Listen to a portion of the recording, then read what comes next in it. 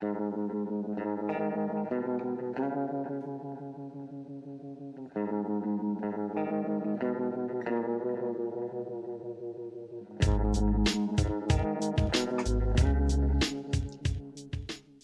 back to Appalachian Dim Sum. Where our entertainment is our comfort food. And for episode 29, our comfort food is going to be Midnight Mass. All right. Now this is something that this is a your thing. You brought this to the table. Yeah, well, I guess to explain things a little bit for folks, we started out with an idea of like putting topics into a fortune cookie, and you did half of them, I did half of them. Mm-hmm. We pull them out, reveal them on our show, and that would be the next topic of a thing. And that was kind of when we were thinking each one of our sessions would be one session that included appetizers, main course, dessert, and coffee. And then we kind of figured out that we need to split those up because we can't do all that in one thing. We thought that'd be a couple hours, like 2 hours talk of it. No. Yeah, no. It's too. I think that was probably just an error in thinking that we could squeeze all that into one thing. Yeah. No. But we still do that, and we just draw out of the fortune cookie dish for our main course episode. But in the course of a month, that's only one of the three that we do. Right. So appetizers are always what we're watching, kind of reading, playing right now. Main course is a topical thing, usually focused on a movie or a series or something. Kind of like a deep dive. Yeah. And then get into the dish. Desserts are always what we're looking forward to. And then a coffee service is something kind of tied to the previous three. Yeah. So that's how we got to Midnight Mass. Midnight Mass is one I threw in. I think I was remembering right. I was texting you. I watched it 4 times through in parts of a 5th.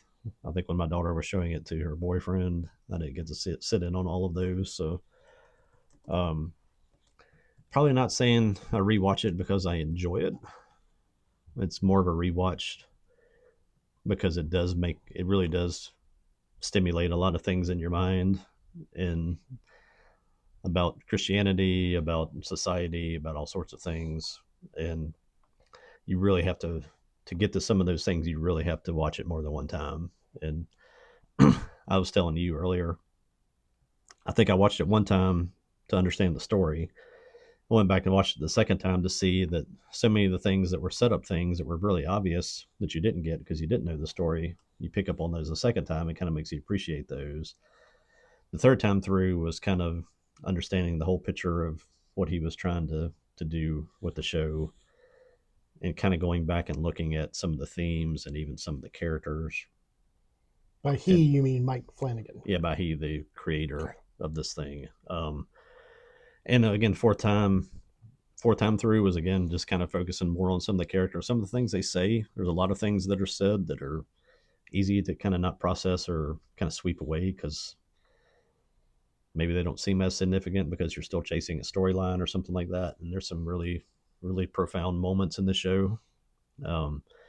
I could sit down and watch it again right now and be completely entertained by watching it again. And I'd be probably still sitting there with a notebook, pausing things and writing like, wait, hold on a second. What'd they just say? How'd they say that?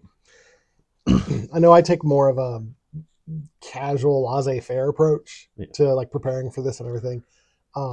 Just what comes off the top of my head. While I was watching this show, I didn't do it, but I did consider, I was like, well, I should be taking notes. Yeah. Because I was watching explicitly for this. Did you watch it just one time? I just watched it once. Yeah. So this is my impressions are first impressions. Kind of what you took from it versus how much I've dove into this thing over and over and over. Now, probably one of the primary comments I can make about this show is I think there are two ways to view the series. One is cynically. You can watch this cynically and come away with a completely different impression of it than if you try to like watch it, I guess, earnestly, like instead of taking what is being shown, taking what is being like the surface themes that of like, you know, the church and all that, and coming away and actually trying to, like you were saying, figure out what are they actually trying to say about this. But yeah, you could watch it and like I'm not Catholic. Yeah. I would love to hear a Catholic's perspective on this. Well, Mike Flanagan was. He was a very devout one. Was or is? Was. Okay. And so, I mean, that informs a part of the... Left the church. I don't know exactly where he stands. I don't follow him personally. Right. I just remember hearing that he had a sort of a falling away from the Catholic Church. And I think that was the genesis for this series. Mm-hmm. So if I wanted to be really cynical, I would say I want to sit down with Mike Flanagan and hold up the Catholic priest doll and say, show us on the doll where somebody hurt you. Because he does seem, parts of it seem to be sort of lashing out against religion and the church. And that's kind of the one thing I like about people who declare themselves an atheist or whatever, disillusioned with religion or the church, is that sometimes when they go into efforts to try to prove the science or prove themselves correct on their viewpoint they've gotten to, sometimes they prove the point that they're trying to not prove even harder. And I don't know personally where he stands on any of that. I don't know. You want to know? I just read. Yeah, no, what's it say? Well, this is an AI review. AI review. Flanagan is not religious. He said he had a healthy Catholic upbringing, was a former altar boy, and through study and doubt and faith challenges, he ended up with a greater affinity for science and ended up as an atheist. Yeah. So he trusts the science. Yeah, that's right. That's worked out really well for everybody, hasn't it? But that perspective, I think, I won't say I think it was needed to make a film or a series like this, a story like this. Yeah.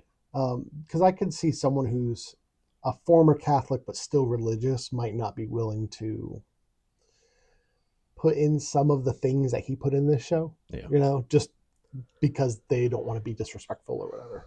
Yeah. Yeah, it's I honestly don't know how to really come down on him and some of the people involved with it on what to honestly think about what their intentions were and if they even know what they were a part of, if they even understand it themselves. I want to say a lot of times people that are struggling to prove the science and sort of taking that atheist standpoint is that they, like I said, they try so hard to find something to prove their side that sometimes they're just tripping over the truth constantly. And I really feel that's probably what's going on with a lot of this show. I didn't come away feeling like the show itself was overly critical of organized religion as a whole. I don't feel like it's anti-religious. Yeah. I could see how, like I said, a cynical view. I can see someone coming away thinking the show is blasphemous. Yeah. I could totally see someone coming away thinking that. I think at least from that standpoint that he embodied most of his disdain or hatred, whatever the right word is, for organized church. He got that into one character. Yeah. Maybe a different topic for another show. I would love to know if that one character was based off of any particular person. I really would have to think it would be tied to an experience or a person, and I would want to put it into a conversation about, is this the most evil character that's ever been portrayed in film?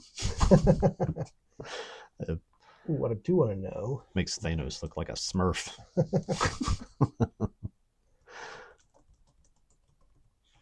I want to know if Mike Flanagan went to Catholic school. Mike Flanagan did attend Catholic school through high school. Yeah. Well, that probably gives you some answers there. It seems like a lot of. It seems like this is just my perspective from the outside looking in. It seems like a lot of people who do grow up in Catholic school come away with some animosity.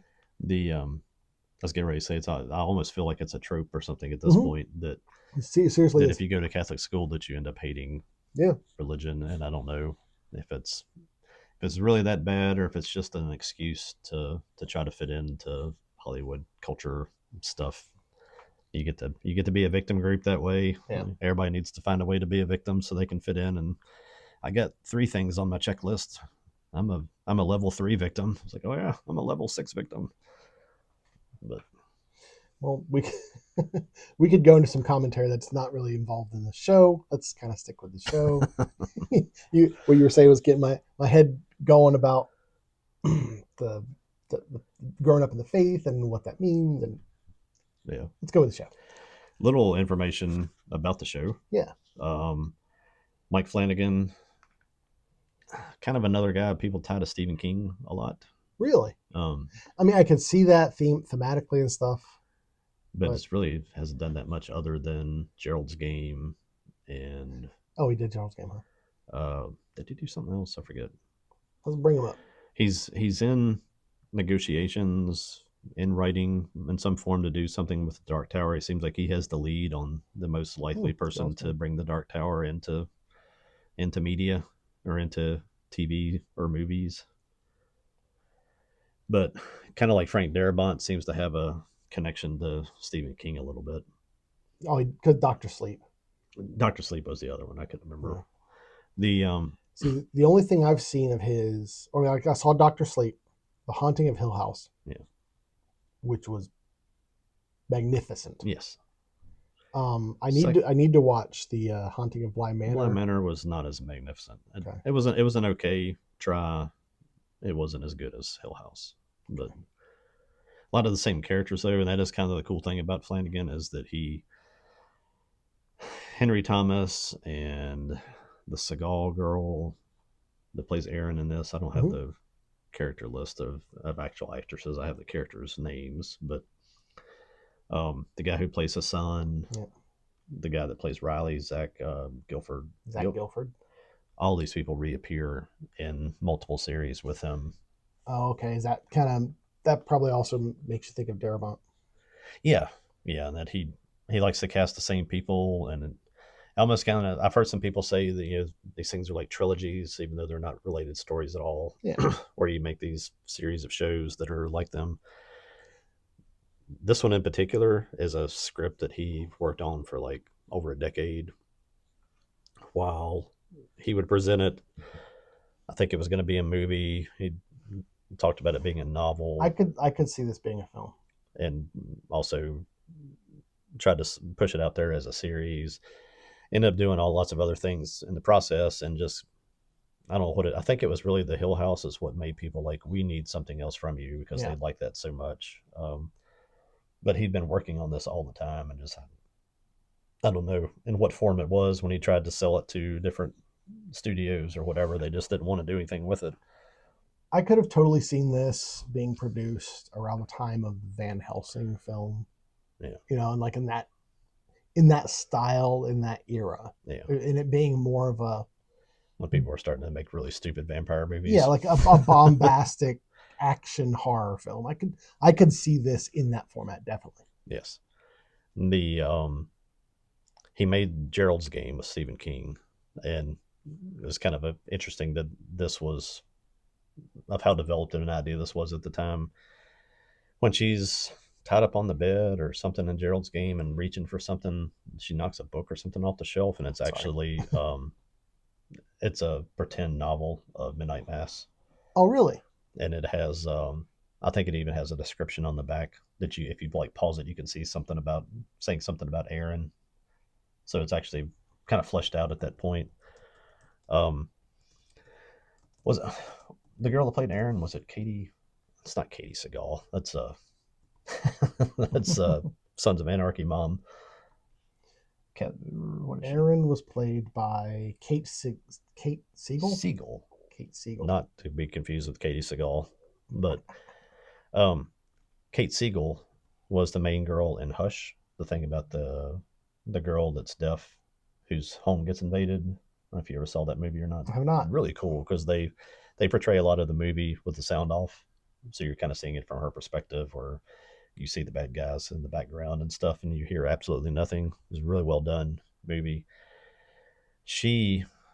That lady, that main character in Hush, one of her character backstories is she is the author of Midnight Mass. Okay. So it kind of connects the two? Yeah. And he's married to her. Oh, well, there you go. Flanagan is married to Kate Siegel, I guess. Siegel. I don't know what the right pronunciation is there. But that's why she appears in everything. It's because I guess if you're making a movie, you happy wife, happy life. Yeah, I'm not gonna begrudge a man putting his wife in a movie he's making. No, no. But it's interesting that it shows up in multiple works, sort of as a thing in the background, and it may just be one of those things where he was just throwing it in because it's just his little personal pet project or something. And like I said, when the haunting of Hill House happened, I think that I don't know how you get into production with Netflix. I'm assuming it involves a contract, and he may have been like, if this does well, then we'll do the next thing. Yeah. It was a big hit on Netflix, and they're like, "What is your next thing? We need it. Yeah. What do you want? We need it now." And this is what he came out. It was Midnight Mass. I think it came out in 2021. I think is what I was scratching 2021. So fairly recently, but in between. After seeing this, I am 100% behind him doing the Gunslinger. Yeah. Like I said, we've said it many times before. I've only read the first 2 books, but the feeling of this to me is exactly the kind of feeling I would want for the first novel. And I don't think you can get through the Dark Tower series without having it be multiple movies and maybe some kind of series intertwined with it, whether it's 2 movies, a movie at the front end and the back end, or 3 movies or what. There's a lot of content to cover.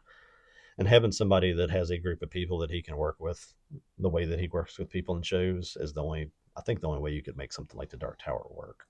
Because you can't just have somebody show up for it and be like, "Oh, I'm going to do a different project, so I have to write in." It'd be like trying to write out Odetta Holmes in the middle of the story because the actress that played her left. It's like, if you did that, then you just destroyed the Dark Tower series. Do you have a character in the Dark Tower that Kate Siegel could play? No, there's not a big He's one. out then. No, I'm kidding. She would probably go back to being in with the town where they meet the Sisters of Ariza, or she would be back to when they go back to Roland's youth, when he's growing up training to be a gunslinger, probably something like his mother. Okay. So yeah, she could be. But now, coming into this show, I really only knew 3 things. One, that I was by the guy who made Midnight Haunting of Hill House. Yeah. So I was like, it's probably pretty good. Yeah. 2, that one image of the angel in the chapel with his wings spread. Yeah. Angel. Yeah. Big air quotes on that one. And that Raul Coley, I don't know, it's Coley probably, I think you pronounce his last name. The Sheriff Hassan, that he was in it. Yeah. Because he's a voice actor too. He does, there's a Warhammer bolt gun game where he did the voices for it. So like in the social circle or the cultural circle I'm in, he's pretty prominent. So he's in Blind Manor. I don't think he's in Hill House. So yeah, that's what, the last time we spoke, I had only watched like the first episode, and I was expecting him to be like the hero of the story, and you were like, no, not really. And yeah, he's barely in it. I mean, he's introduced, and then he kind of hangs out for the rest of the series until the very end. There's some subverting of expectations with who your main character is as the show goes. Is probably the way to say that before we finish, or before we get into the episode. Full spoilers, because we will. Oh yeah, can't talk about this without spoiling it. So. Yeah, at some point we're going to have to make our little explainer video. In the explainer video, we say if we talk about it, we're probably going to spoil it. Yeah, that's just the long and short of it. 2021 again. If you haven't watched it, go watch it. Come back to wherever this thing is at. Right. And the video will still be here. You can jump in and watch it afterwards, and it'll be fresh in your mind. But yeah, there's no point in talking about something if you can't talk about it. Do you know? No point in talking about something you can't talk about. I like it. That sounds like Southwestern Virginia. Yeah. Do you know where this was filmed? I do not. I did not get into the production stuff, or even I didn't bother trying to go look at that, because when you're looking at something on Netflix, it's not like you can go look at a box office number and all that kind of stuff. Yeah, so I kind of skipped over the production stuff that I do on a lot of other movies. Was it because I don't recall if it was even like you had the mainland and the island. Like, was it even really supposed to take place in a particular location? I was always assuming somewhere maybe like a fictional island that would be maybe up towards Maine. Maine. That's exactly what I was thinking. Close to New York though, because several of the people leave the island and go to seek out a different life in New In New York. York. So maybe a little bit south of Maine, Well, maybe off of Massachusetts or something. well, it was filmed in and around Vancouver. Yeah, Makes sense. probably easier, cheaper to film in Canada. That's probably what that boils down to. For now. But yeah, it's. I think I think the setting was great. I really liked the Very similar to 28 days. 20 years 28 years. years later. Yeah, where I very much thought that as I was Yeah. watching. I was like, hey, they're like on the island and they're separated from the mainland. They got to go to mainland. that's a really not an ingenious, but it's just a really clever way when you want to help tell your story without having to come up with all these other reasons for this and this and this. Put it on an island, and that fixes a lot of those problems that narratively you don't really have to address. That's what video games do a lot. If it's an open world game, it's an island. Yeah. And they're like, well, there's water all around it, and that's why you can't go anywhere else because there's just water. Yes. Yeah, it's a good way to isolate your story and prevent from having to deal with external. Oh, for a influences. horror story too, it's instant. Oh yeah. What's the right word? Sort of attitude or atmosphere setting to know that you're on a place that was there a ferry that came once a day, so that if you in the story that's the case, so that once you're there until tomorrow at the same time, and that creates a little bit of concern for anybody I guess that gets anxious over things that might happen or worrying about things, and having that as a setting already laid out in a horror movie just gives you that underlying atmosphere that, oh, what if something goes wrong? It's like you're on your own. I just remembered we didn't talk about our actual food. You want to do that at the end? We can take a break before we're going to go into the synopsis of the show. We're going to go episode by I think episode. after we get into the show, it's going to be kind of silly to get back and talk about food. Yeah. Let's hit the food real quick while we're Let's there. get that. All right. We were looking for ideas. We're going to have to spoil a little bit to talk about the ideas. One of your early reveals in this is a whole bunch of cats get killed. A whole bunch of dead cats. all the cats on the island. First thing that came to my mind when he asked me, we were texting, he's like, "You have any thoughts about food?" I think I sent back with a question mark, Meow Mein. Meow Mein. Yeah. My granddad was in the Navy down in Norfolk, and from a time that I can remember being a small child and ever even mentioning like Chinese food, he swore up and down that there was one place down there when he was in the Navy in World War II that if you went down the alley, there was a trash can full of cats. And he repeated that story so much that I thought chow mein was called Meow Mein for years, and I still have to stop myself from, if I'm in a restaurant and they have like lo mein and chow mein and stuff, it almost just comes out of my mouth by just being ingrained to say Meow Mein. So that was my suggestion. We called our local place and they had chicken chow mein. I got chow mein, and I think you took over the meow part. Yeah, I was amusing myself last night, and I made hairballs out of angel hair pasta, and I just balled them up. You'll see the picture. I balled them up into little balls and fried them, and so we ended up with these like little crunchy hairball looking things. So that makes our dish. I think if you tried to go with not quite the size of a meatball, but if you did just try to pop it in and go after it all the way, you would probably end up simulating a hairball. Yeah, it's a rough texture. Broken up with sauce and everything. It's fine. Yeah. I think you were even talking about going back and sugaring and. Yeah, I think that's what we're gonna do with the extra ones. I'm gonna toss them in some powdered sugar because I think that would, because it was pasta that was fried. It's got that like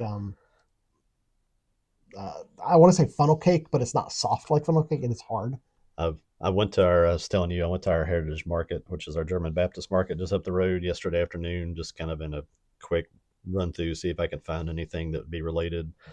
And just a couple of the younger girls were there working, and I told him when we were sitting there eating lunch, I was like, I could not think of a way to ask anybody at a German Baptist market, do y'all have anything that would be like some food that's like devil themed or cat themed? Cat themed devil food? Could not think of any other way to word it. So I wandered around that store for a little bit and couldn't find anything and came back. I didn't see anything I could tie into this show. So. The Meow Mein, the chow mein was very good. It is good. I don't know if I've ever actually had chow mein I'm, because I'm confident I never have, because my granddad had it in my oh mind that if I got something like that, that there's a possibility I was going to be like, meow.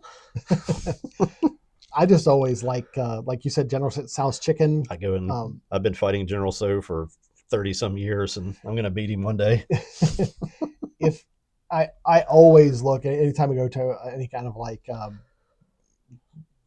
Chinese takeout kind of thing, I always look for pepper chicken. Yeah. Because I love pepper chicken. And if they have anything that is close to pepper chicken, I try it. So I usually stay away. And it's always, it comes with like a side of rice, and it's just the dish is that one thing. I stay away from the dishes that are like a concoction of things because I don't know if I'd like it, but I know I'll like this other thing. Yeah. But I'm glad we tried it. I really enjoyed it. I will have it again. I think traditional chow mein is probably bok choy. I think this was just cabbage in this. And I think maybe nice and crunchy. I think when we were ordering it, I think she was trying to tell my wife that maybe they didn't have bok choy available that day, so they were just making it with cabbage. Also, it might be different next time we have it. Yeah, okay. Bok choy, if you don't ever get that very often, is I don't know if it's a superfood or not, but it's one of those things that's kind of like broccoli. It's like when you eat it, you can just feel like things getting replenished in your body that you were probably lacking. Iron and those deep green veggies have a lot of iron and magnesium, things like that in them. The things that you should probably be getting every day. Yeah. That you don't get for 4 or 5 days, and when you do eat it, your body is just like, oh yeah. So that was our adventure into Meow Mein with rice. That's what it was. Trying to tie some food into this show. I think anything else would have gone downhill from there. Well, we'll talk about our dessert. That may have been a downhill. All right, so let's get into book 1, Genesis. And there are 7 episodes of this thing, and they are all named after. Are they all named after books? Yes. Yes, they're all named. Well, they are. Yes, to an extent. I was gonna say kind of mostly. There's one is called Acts. Acts of the Apostles. But yeah, that might be what the Catholics call Acts. It could be. Yeah, I've always just called it Acts 1, Acts 2. Yeah. But it opens as it should in Genesis. Mm-hmm. And you meet Riley. You meet Riley on the worst day, one of the worst nights of his life. I would say it's up there. Probably number 2 by the end of the show. Yeah. Riley is the one played by Zach. Was it Guilford?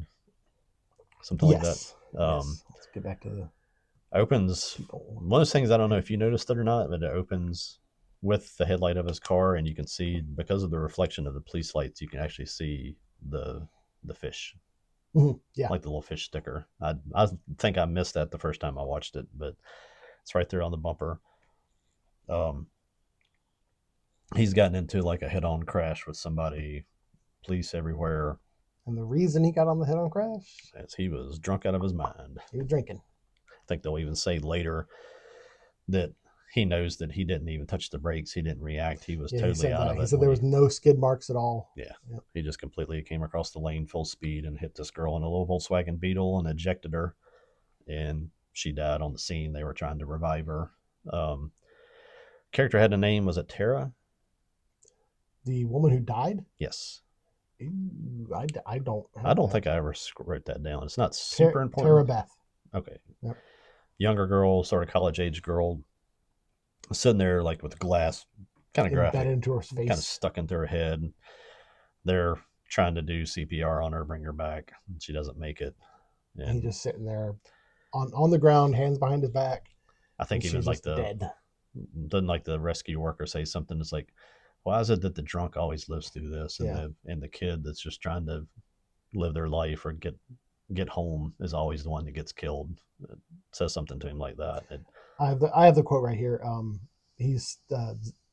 Riley is starting. He's saying the Lord's Prayer. He says, "While you're at it, ask him why he always takes the kids while the drunks walk away with scratches." Yeah. So immediately, kind of hitting you with this whole, why does God allow bad things? Yeah. Kind of idea that is, I think, answered in this show, but definitely a question that is asked a lot in this show. You go pretty quickly to a courtroom where I thought it was interesting. Carlo Gugliano, how do you say her name? Gugino. I don't know, man. The she was in most of these other shows. That's why I was bringing her up. Okay. um, I think it's Carla Gugino. She was like in Silent or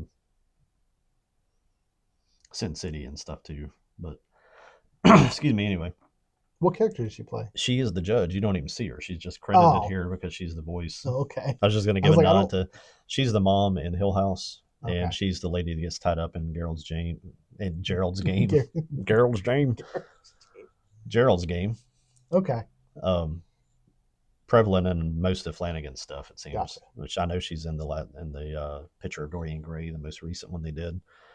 But she's the voice of the judge there. He gets 10 years, serves 4, and then you get like a 4-year leap, and he is coming home to his island after being released from prison after serving 4 of his 10 years, I think is what he had to do. And you get like a little overview of the island. You see that's a small thing. I think Small fishing island. they show you a thing. It's like 127 people. Really kind of cool. I don't know if you caught it or not. It's kind of like when they're just showing you around the island and showing you that like the church has a sign that doesn't have enough letters, so they're using numbers. Yeah, she used 4 instead of A. But you actually see a man dragging a trunk very briefly, and I'd missed that the first time too. That was Pruitt. Yeah, that's Pruitt. But Well, it shows him like, and I noticed the directorial work in this is great, because there was the one shot when Pruitt was coming in. You didn't know it was Pruitt at the time. Yeah. But he was bringing in the trunk, and he was scooting across the floor, and it was just one quick shot of it looking directly down, like from the ceiling vantage point. And this is an aside, but I thought, man, I can't imagine what the setup to get that shot was, and the shot was like 2 seconds. Definitely with the first watch versus other watches, you know what that is. Second watch, the first time you're like, right, oh, okay, there's a guy driving a trunk. Well, I mean, we could spoilers, so we could talk about it. Like the vampire was in there, right? Yeah. Okay, because that's what I was thinking of after. That's why I wanted to go back and watch this again one more time before I did it. Did he pat on the trunk and did it knock back? I don't recall. Seems like I maybe remember that. I'm not sure on that one. But okay. Anyway, if he did, I didn't catch it. He gets the trunk in, and you're kind of getting a little thing to set up the island. I think you see the port, like where the ferries come back and forth that take them to the mainland, and kind of see the way it all looks. It kind of looks like a worn down fishing town. Yeah. So they set up that environment pretty quickly. You get some kids there that evening on bikes that go to the Upwards, which is the abandoned part of the island that's just been taken over by feral cats. Yeah, the kids are the Riley's younger brother, Warren. and the altar boys. Yes. Yep. Got a character list here. Actually, let me get that pulled up so I don't have to keep cheating on your computer. I get it there. And while they're out having a good evening, they are talking about the cats and stuff like that, and you see the cat's glowing eyes. Yeah, and like just in the distance, and it's I mean, it's not actual cats; it's a digital effect, but it has that ghostly aspect to it. Do they see something take a cat? They saw one of the characters saw like eyes that were higher, like the height of a human. Yeah. I don't know if they saw someone take a cat. I don't remember that, but they saw those cat eyes, but like in the shape of a human. Yeah. Then I guess the next, just sort of showing you, there's kind of a weird thing going on the island with cats. They don't really give you a lot more info there. Well, cats have always been tied in with like fishing. Yeah. Because of rats, they have cats, so they can kill the rats. Yeah. The rats are on the ships. You get on an island too where there's no other control for cats, and if you just they're going to breed. If you've ever lived in the country like you do around here, if you leave a few cats outside for a few months, then 2 or 3 cats turn into 20 cats pretty quickly. So, but you come back around to one of the characters, Bev. Yep. Which you can say her name without wanting to throw up in your mouth after you watch the show. I really have a visceral reaction just seeing this lady's face. What I mean, she wasn't really a nun, but like Probably what you'd just call, like, Like a- in the Episcopal Church, it'd be a layperson. okay, I don't know exactly what the Catholic Church would call it, where you have like deacons and lay readers and things like that. That she yeah, would be the person that would fill in to preach if the minister was not there. And when you do abbreviated services like morning services in the Episcopal Church, usually the lay readers run those. They just read through all the Book of Common Prayer steps and things like that. So I'm assuming that she was one. She's the equivalent of whatever that would be in the Catholic Church. okay. And it would be a lay reader in the Episcopal Church, but I don't know what if it's the same term or if they might call it a deacon or something like that. But she is there looking for Monsignor They're expecting Monsignor. Pruitt to arrive on the ferry, and he's not there. It kind of maybe hints that maybe they've been looking for him to arrive, excuse me, for a few days, and he hasn't. So they're to the point of kind of starting to wonder what happened to their preacher. And I don't think they reveal it that quickly, but you find out pretty soon that he is a elderly minister that had gone to Jerusalem, and they were expecting him back, and he hadn't come back when he was supposed to.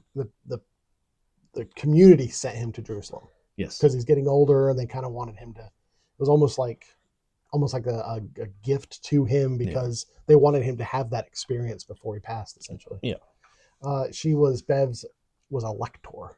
Okay, that's what they called her. Probably the equivalent of that in the Anglican Church. It also says lay Eucharistic minister / housekeeper. Yeah. Okay. You get a kind of the tour. The rest of the episode is a lot of tour around the island. You meet the sheriff. You find that the sheriff Hassan, who's a Muslim guy, has an office in the back of a convenience store because I guess crime is not a huge problem on an island of 127 people. And he mentions that in a later episode, one of the last episodes, that he's there because there's no issues. Yeah. He just wanted a place that he could just lay low, live his life, and not be bothered. And I think Joe is in the drunk tank there. Yeah. Joe is pretty much the source of crime on the island, which is just public drunkenness. Joe, we can talk about him more later. Probably is my favorite, maybe my favorite character. I don't know. I'd probably say yes. Joe is my favorite character in the story. We'll just leave it there. He's very somebody I can relate to a lot of people that I've interacted with in my years of being in this part of Virginia and being in law enforcement and stuff. And at this point, I kind of look like Joe. so Joe's got some good beard game. And I think you even see Bev again there when Joe gets out of the drunk tank. He's got a big, it's not like a pit bull, but he's got a big sort of like guard dog type thing that's just sitting there minding his own business, and it barks at Bev, and Bev tries to make a big deal over it, like, you know, your dog tried to bite me and it came at me, and they're like, go home, lady. I was like, the dog didn't hurt you. Then you meet Erin, who has returned. Yeah, she's been away. Yeah, kind of suggests that she and Riley probably grew up there together, maybe knew each other as teenagers, maybe dated, kind of thing. Yeah, not exactly sure on that. They definitely get like childhood friend, childhood boyfriend, girlfriend vibes. You know, maybe like after high school, maybe they decided, hey, well, we're gonna have to go our own way, that kind of thing. But they definitely someone that Riley and Erin do rekindle their relationship pretty quickly. And they're both back on the island after going to New York to try to make better lives for themselves, be more important, however you want to say, whatever. Wanted to get away from the little fishing island because they wanted something better for themselves. And Riley was before his accident, before his drunk driving incident, he was becoming a successful, like, it was like an app developer or something like that. Yeah. He was getting prominent in New York. Yeah. Wealthy, definitely accruing some wealth for himself, and of course when he killed somebody, that destroyed all of that. And the whole prison sentence surely didn't help it either. But Erin she's pregnant, and again you get that little backstory with them. I think you get into more about her pregnancy later. I guess we can just leave that for a later Yeah. episode. Then you get to the several little nods happening during that whole sort of tour through the island. I think even Joe says something about he saw an albatross and there's a storm coming, so that I guess when you can basically see across this island, it's not very big. I guess a storm is probably a pretty big deal there, so they know there's a storm coming. And that night, the storm hits Riley. Do you know? Do you know why Aaron is back? I do, if you want to go ahead and say that. Oh, go ahead. Yeah. She Aaron's backstory is basically her mom was an alcoholic, Right. and that's another thing to maybe talk about with Mike Flanagan later. Is that there's a lot of addressing alcoholism through this show, which I think is probably maybe some personal tie-in to the show. But mom was an alcoholic, abusive to her. Aaron left the island, ended up with, as is often the case, as An I've seen abusive a lot in husband. Southwest Virginia, Yeah. ended up with the exact same type of person as a husband, Okay. got pregnant. When she got pregnant, she, I guess, had been in this abusive relationship, wanted to get out of it. The pregnancy gave her a reason to flee.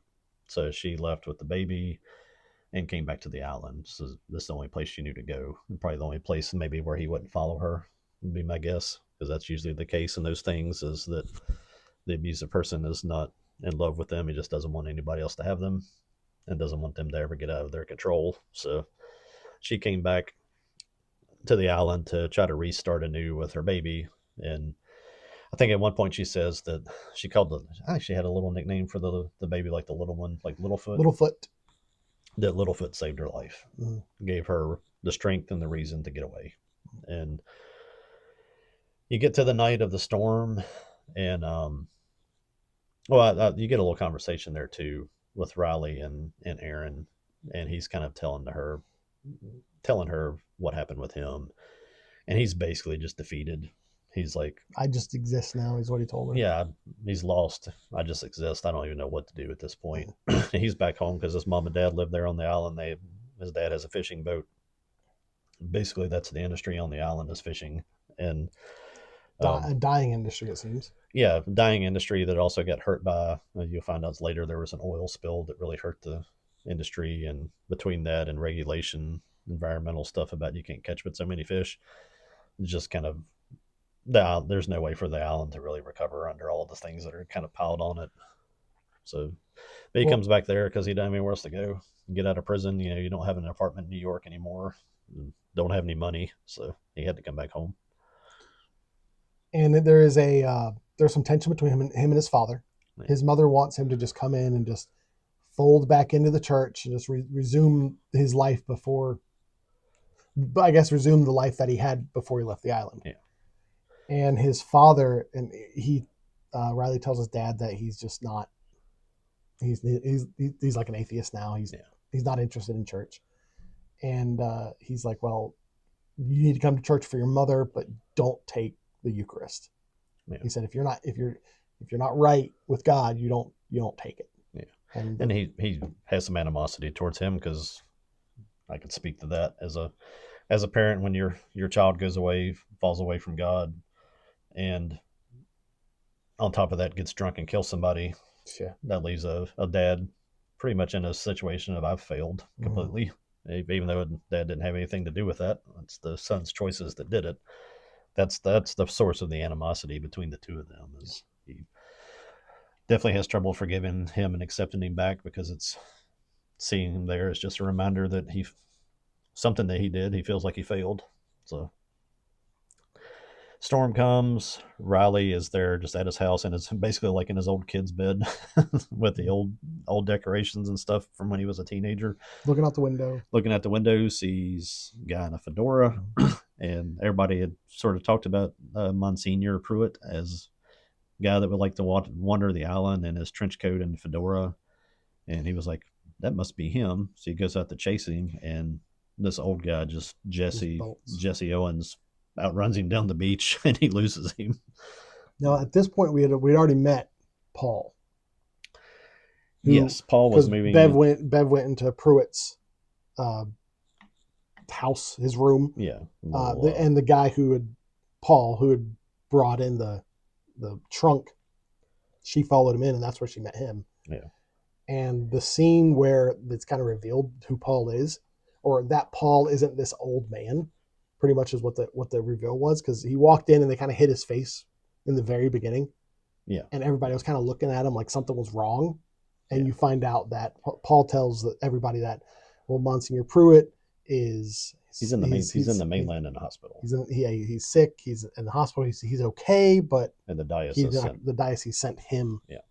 In the interim. Yeah, I forgot about that. He explained that to everybody, I think, once in church. And there was a little interaction there, I think, too, where he had on the wrong smock. He was wearing gold instead of green. Yeah.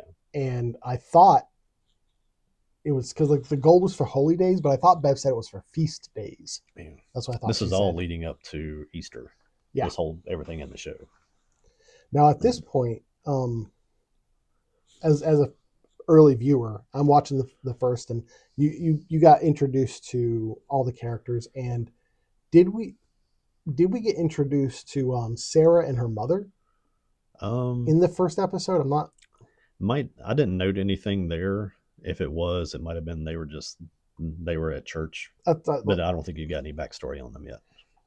Right. I can't remember if it was the first episode or the second episode. Yeah. We're kind of getting toward the end of the first episode. I'll go ahead and say this, but as soon as I saw Sarah's mom, I was like, oh, okay, this is the story. Because I didn't really know from the one image I saw of the winged man standing in the chapel. I thought it was going to be more of like kind of what I assumed at the Mountains of Madness was going to be. Was it going to be about like a cult? Yeah.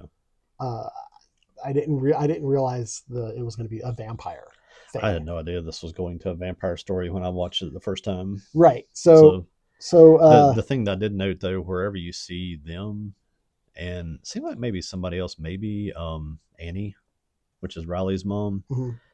that you could tell that they were aged, right, with prosthetic stuff, and it was kind of like. It wasn't so much with Annie, but her husband, Riley's dad. You could kind of I felt like you kind of tell he was aged with prosthetics. Yeah, and you had this sort of feeling like watching this, like, why did they put makeup on this lady to make her look old? Yeah. It was like you get an answer to that soon, but the first time you see it, it's like, well, that's kind of sketchy makeup. But it was the character Mildred. When I saw Mildred, I was like, oh, she's gonna get younger.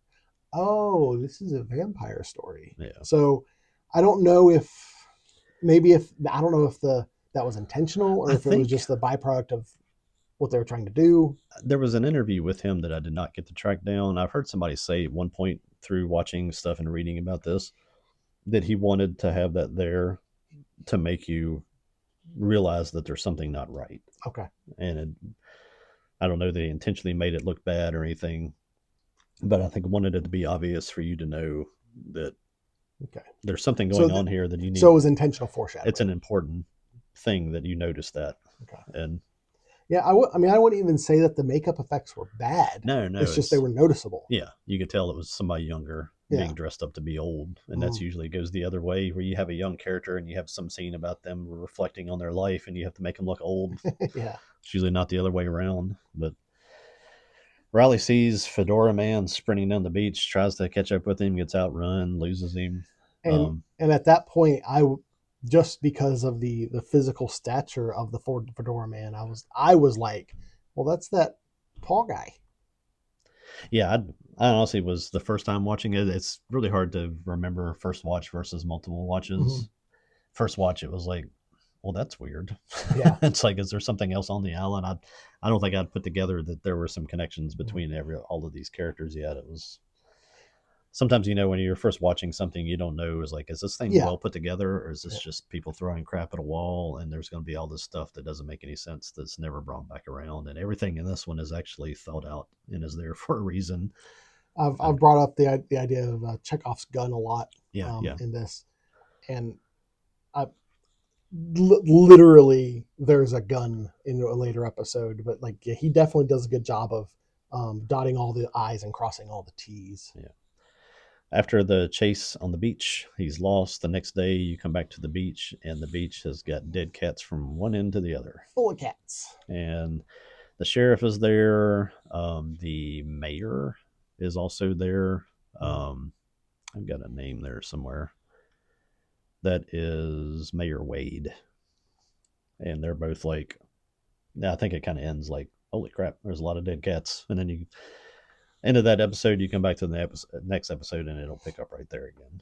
And that is episode 2 or book 2. Although one thing about book one called Genesis, she sends him, Annie sends to a Bible to Riley in prison, and has some stuff bookmarked. And when he's reading from it, he's reading out of Genesis. Okay. And I think the passages that she's reading is about Joseph, and Joseph, was imprisoned. Probably the point of that is their messages from the mom to Riley, that just reminding him that God won't abandon you even while you're in jail. So I think it seems like all of the titles for the episodes do actually have an appearance or a point in each one. I think you'll see them as we go. I wanted to mention that was the reason that was called Genesis, in addition to the fact that it was the genesis of all the events that are going to happen over the next episodes. And so it's kind of the beginning of this story. You get all your seeds planted in this one, but there was a nice little reference to Genesis fit in there as well.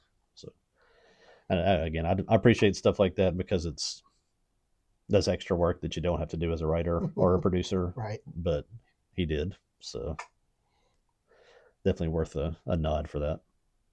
The second one is Psalms. Psalms, just for songs, explanations, or songs of faith. Yep. And they open back up with them trying to figure out the cats. I think one of them thinks I think the sheriff thinks that something did it to the cats, and the mayor suggests the idea that they've had some kind of weird stuff happen before, with like lots of birds dying and stuff, and you'll find out later, I think through a different way, that they had an oil spill there. So they're kind of seems like the people in the town are not super shocked by waking up one day and finding lots of dead stuff around, because it's happened before. Yeah, which the oil spill was catastrophic for the town, to kind of let you know that's why the town is in the situation it's in, because of that oil spill. I think pretty directly after that, you meet Lisa, who is Mayor Wade's daughter. Lisa is wheelchair bound, and whoever she's walking with, again, this is where I regret not being able to track this down and watch it one more time before we did the show. Maybe she's with Pruitt or Riley, I forget. But they see Joe, and you can see that like Lisa has a really strong reaction to Joe, that she does not like Joe.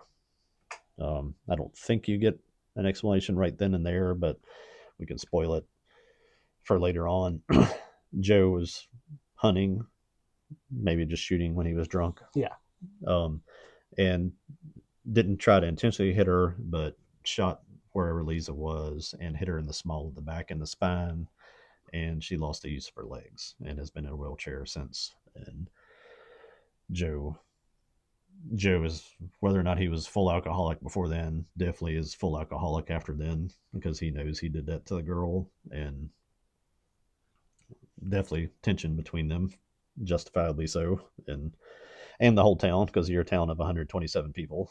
So you don't have a lot of children on an island like that to begin with. Somebody cripples one and puts one in a wheelchair. You're not going to be inviting the guy that did that over to supper on Wednesdays. Which makes sense why he has his dog for a companion. Yeah. He lives, you'll find him later. He lives in like a little camper, just out away from everybody else. And whether or not he was part of the town before or not, I don't think they ever explained it. You can kind of assume that he's been kind of exiled out to the camper, and it's just out there hiding in a bottle. But Aaron is back teaching. I don't know if I remember that correctly. Is the school just in the rec center or part of the church, or is it all adjacent to each other? I can't remember. I think it's all one. Seemed like it's all shared buildings. Yeah. She's looking for Windex for her classroom, and she comes in and finds Bev in the supply closet holding rat poison, and she's says something about how there's a problem with cats on the island, and she's getting the poison to kill some cats, and putting it around the property. That's what she was doing. and Aaron and everybody else on the planet with eyeballs is like, no, you're full of crap. you're lying to me. Um, I think after that you actually see, you get this cutscene of, you see something flying from like a, Yeah, they do that. That's done a couple of times in the first few episodes where you see something. it's almost like a Lost Boys shot where you It's see a first person view and you hear the fluttering of wings. yeah, and it lands on like a roof, and it's at this point I think it would actually have been, if someone who is watching it for the first time, if they didn't have that image that they were very open with when this show came out, yeah. of the winged man.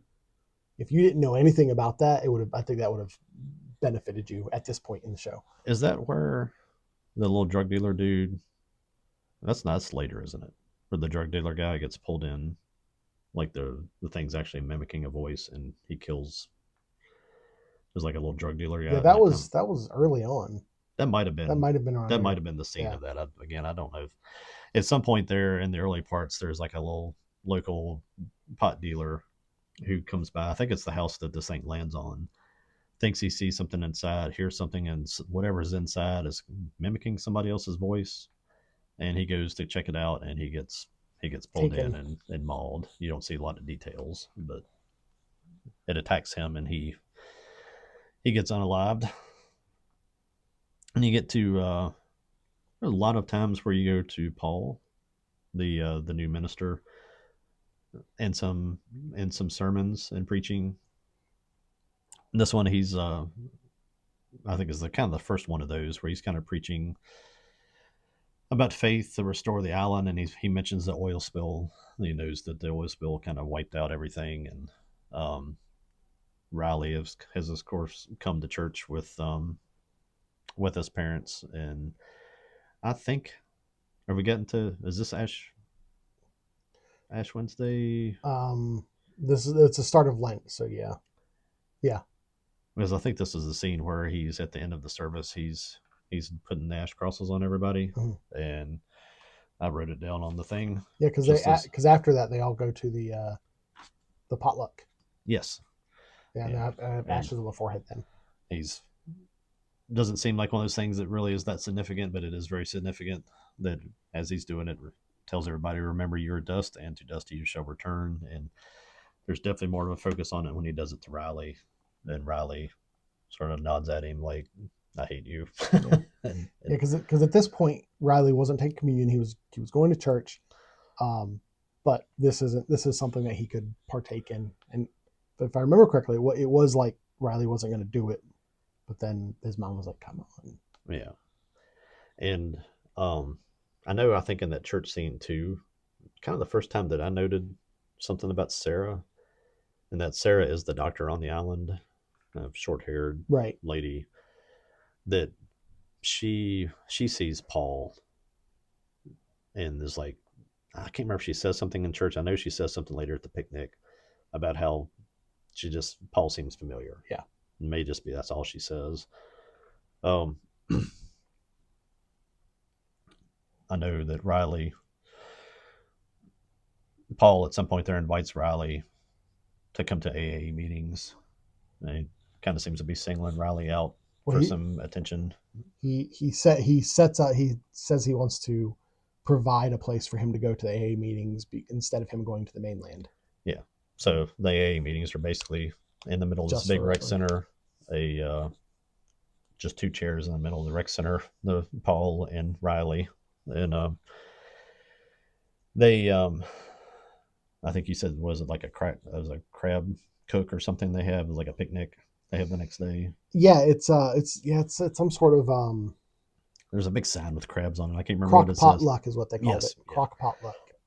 They have a little community day. And I know that's where Sarah is talking to this other lady, and she's noting that Paul's just standing there in a field, with his arms crossed, and he's just staring at her. And he's like, this guy is staring at me just like the old preacher used to. And it's it feels like he's doing the exact same thing that guy does. So there's a little bit more obvious foreshadowing for you. Yeah. Um, couple of little conversations and stuff going on with the picnic. He does do a lot of stuff where you get to see a lot of interaction between the townspeople there. That all gets broken up by Joe. By Joe screaming. Yes. Now, before this, there is a scene where you see Bev. I mean, it's very clearly Bev. I actually remember rewinding it because you see someone drop a hot dog for Joe's dog. Okay. It's like a hot dog in a bun. Yeah. And someone gives it to him, and he's like licking it, like all happy like a dog, you know? And after the dog died, because Joe was just screaming mad because his dog's dead and frothing at the mouth, I rewound it to look at that scene, and it's very clearly the dress that Bev has on. Okay. We're told Bev killed this dog. Yeah. It's not ambiguous at all. It was obvious, pretty much everything To everybody, but yeah. But yeah, Joe's dog gets poisoned. His dog's name is Pike. Big old beefy guard dog that just laying there is kind of unpleasant to see, vomiting up blood. Obviously got poisoned by something pretty nasty. I guess it's the rat poison from the church. You know, if you want a bad guy, if you want to paint someone as a bad person, have him kill a dog. Yeah. No problem. Just have him just hate that person now. Just throw a rock towards a dog. Don't kill a dog. It ticks me off when somebody kills a dog. Go John Wick on somebody else's dog. Yeah. Do it to my dog. But get back to, I don't have the sort of chronology of the AA meetings. I know that they do jump back and forth between those kind of things a little bit. There is some time skips in some of the scenes in this, but the next thing I had noted was that they are at maybe it's the first time they get together, or a second time for AA with just Paul and Riley.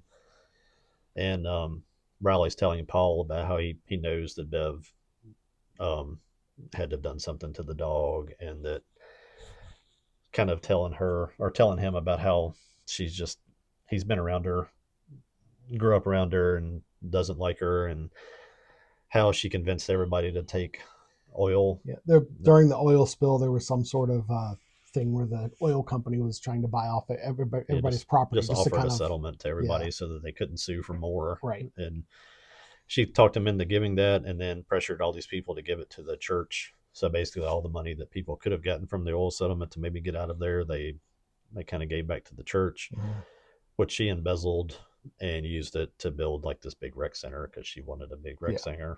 And at that point, I got the idea that she built the rec center to justify the money that she embezzled. Yeah.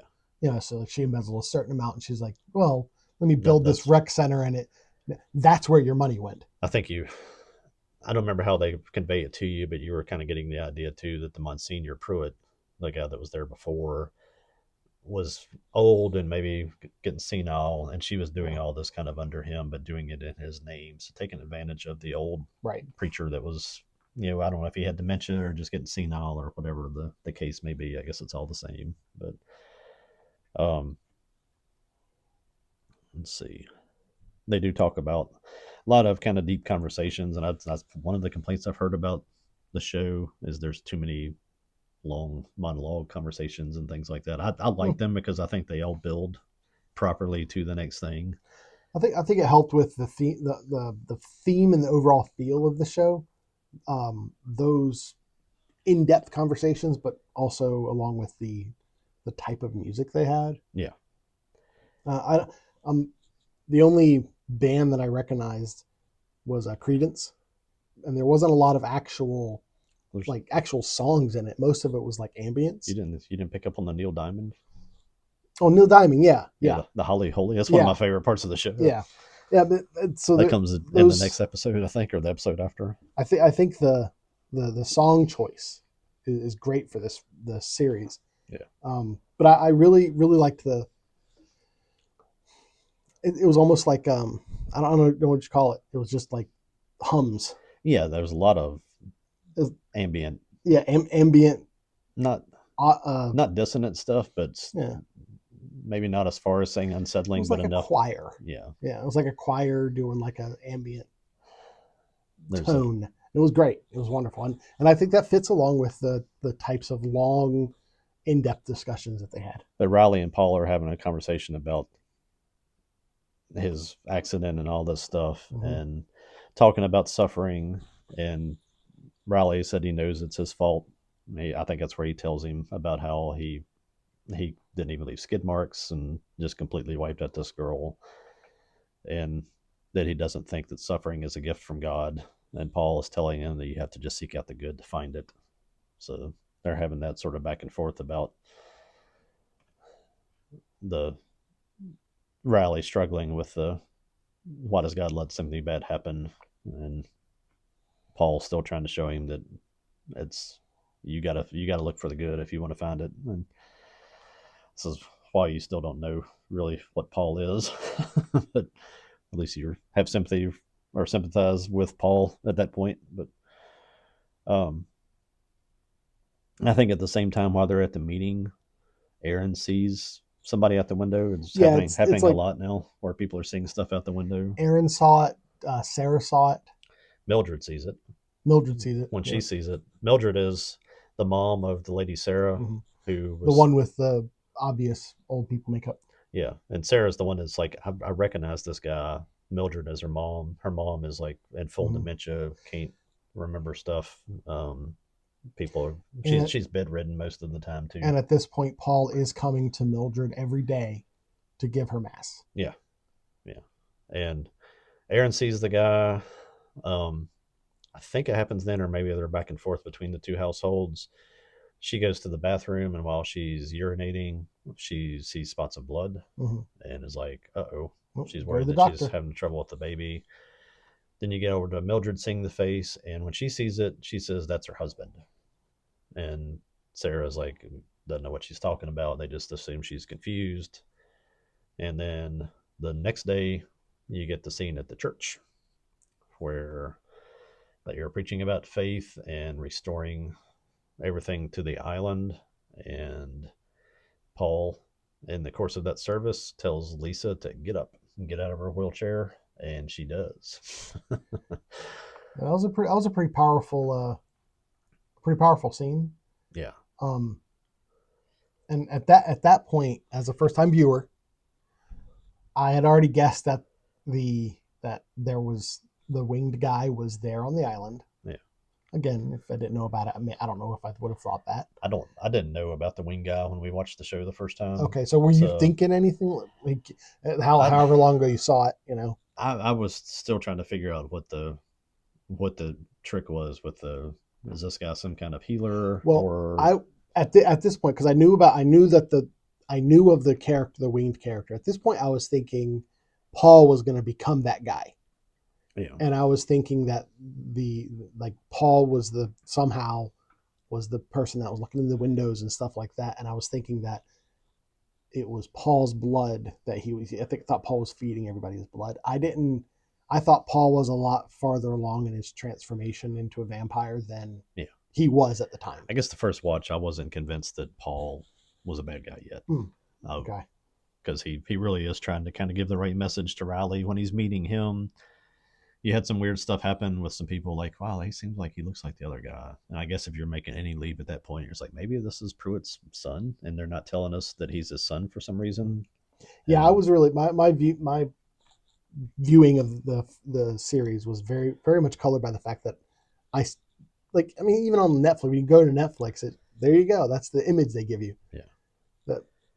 Which is okay. That's how it is. But I was very very much watching it, thinking about that image and thinking, well, how is this going to get to that? Yeah. So when does I'm trying to think when does Sarah first see the blood react to the sunlight? Not yet. Not yet. Okay. Yeah. This episode ends with Lisa getting up and walking to him, and everybody in church Right. just being like, "Oh my, yeah, she's walking," and that one ends. So the episode 3 is Proverbs, and this is where you start to get some flashbacks to fill in some stuff. I've been choosing. I just went through the series and was just choosing scenes that I liked to represent the show, and you'll definitely get to this. But Riley and Joe having a heart to heart was like my favorite scene in this episode. Riley and Joe, or the Lisa and Joe? Riley and Joe. Oh, okay. Yeah, when Lisa confronts Joe, that's a good scene too. But Yeah, Lisa, that one's one of my favorites. But yeah. this one, Proverbs, opens with the flashback that that Pruitt is not on the mainland recovering. This is where we see what Pruitt went through.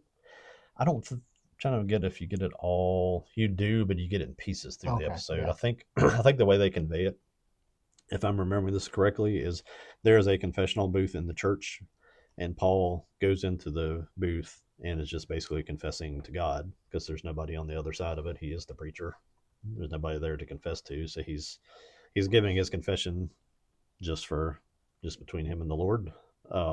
And you're getting a series of flashbacks, but it kind of is broken up through the episode as you go, so you don't get all the pieces right at the very beginning. Well, you definitely in hindsight or on multiple watches, at this point you see that Paul is struggling with the changes he's going through.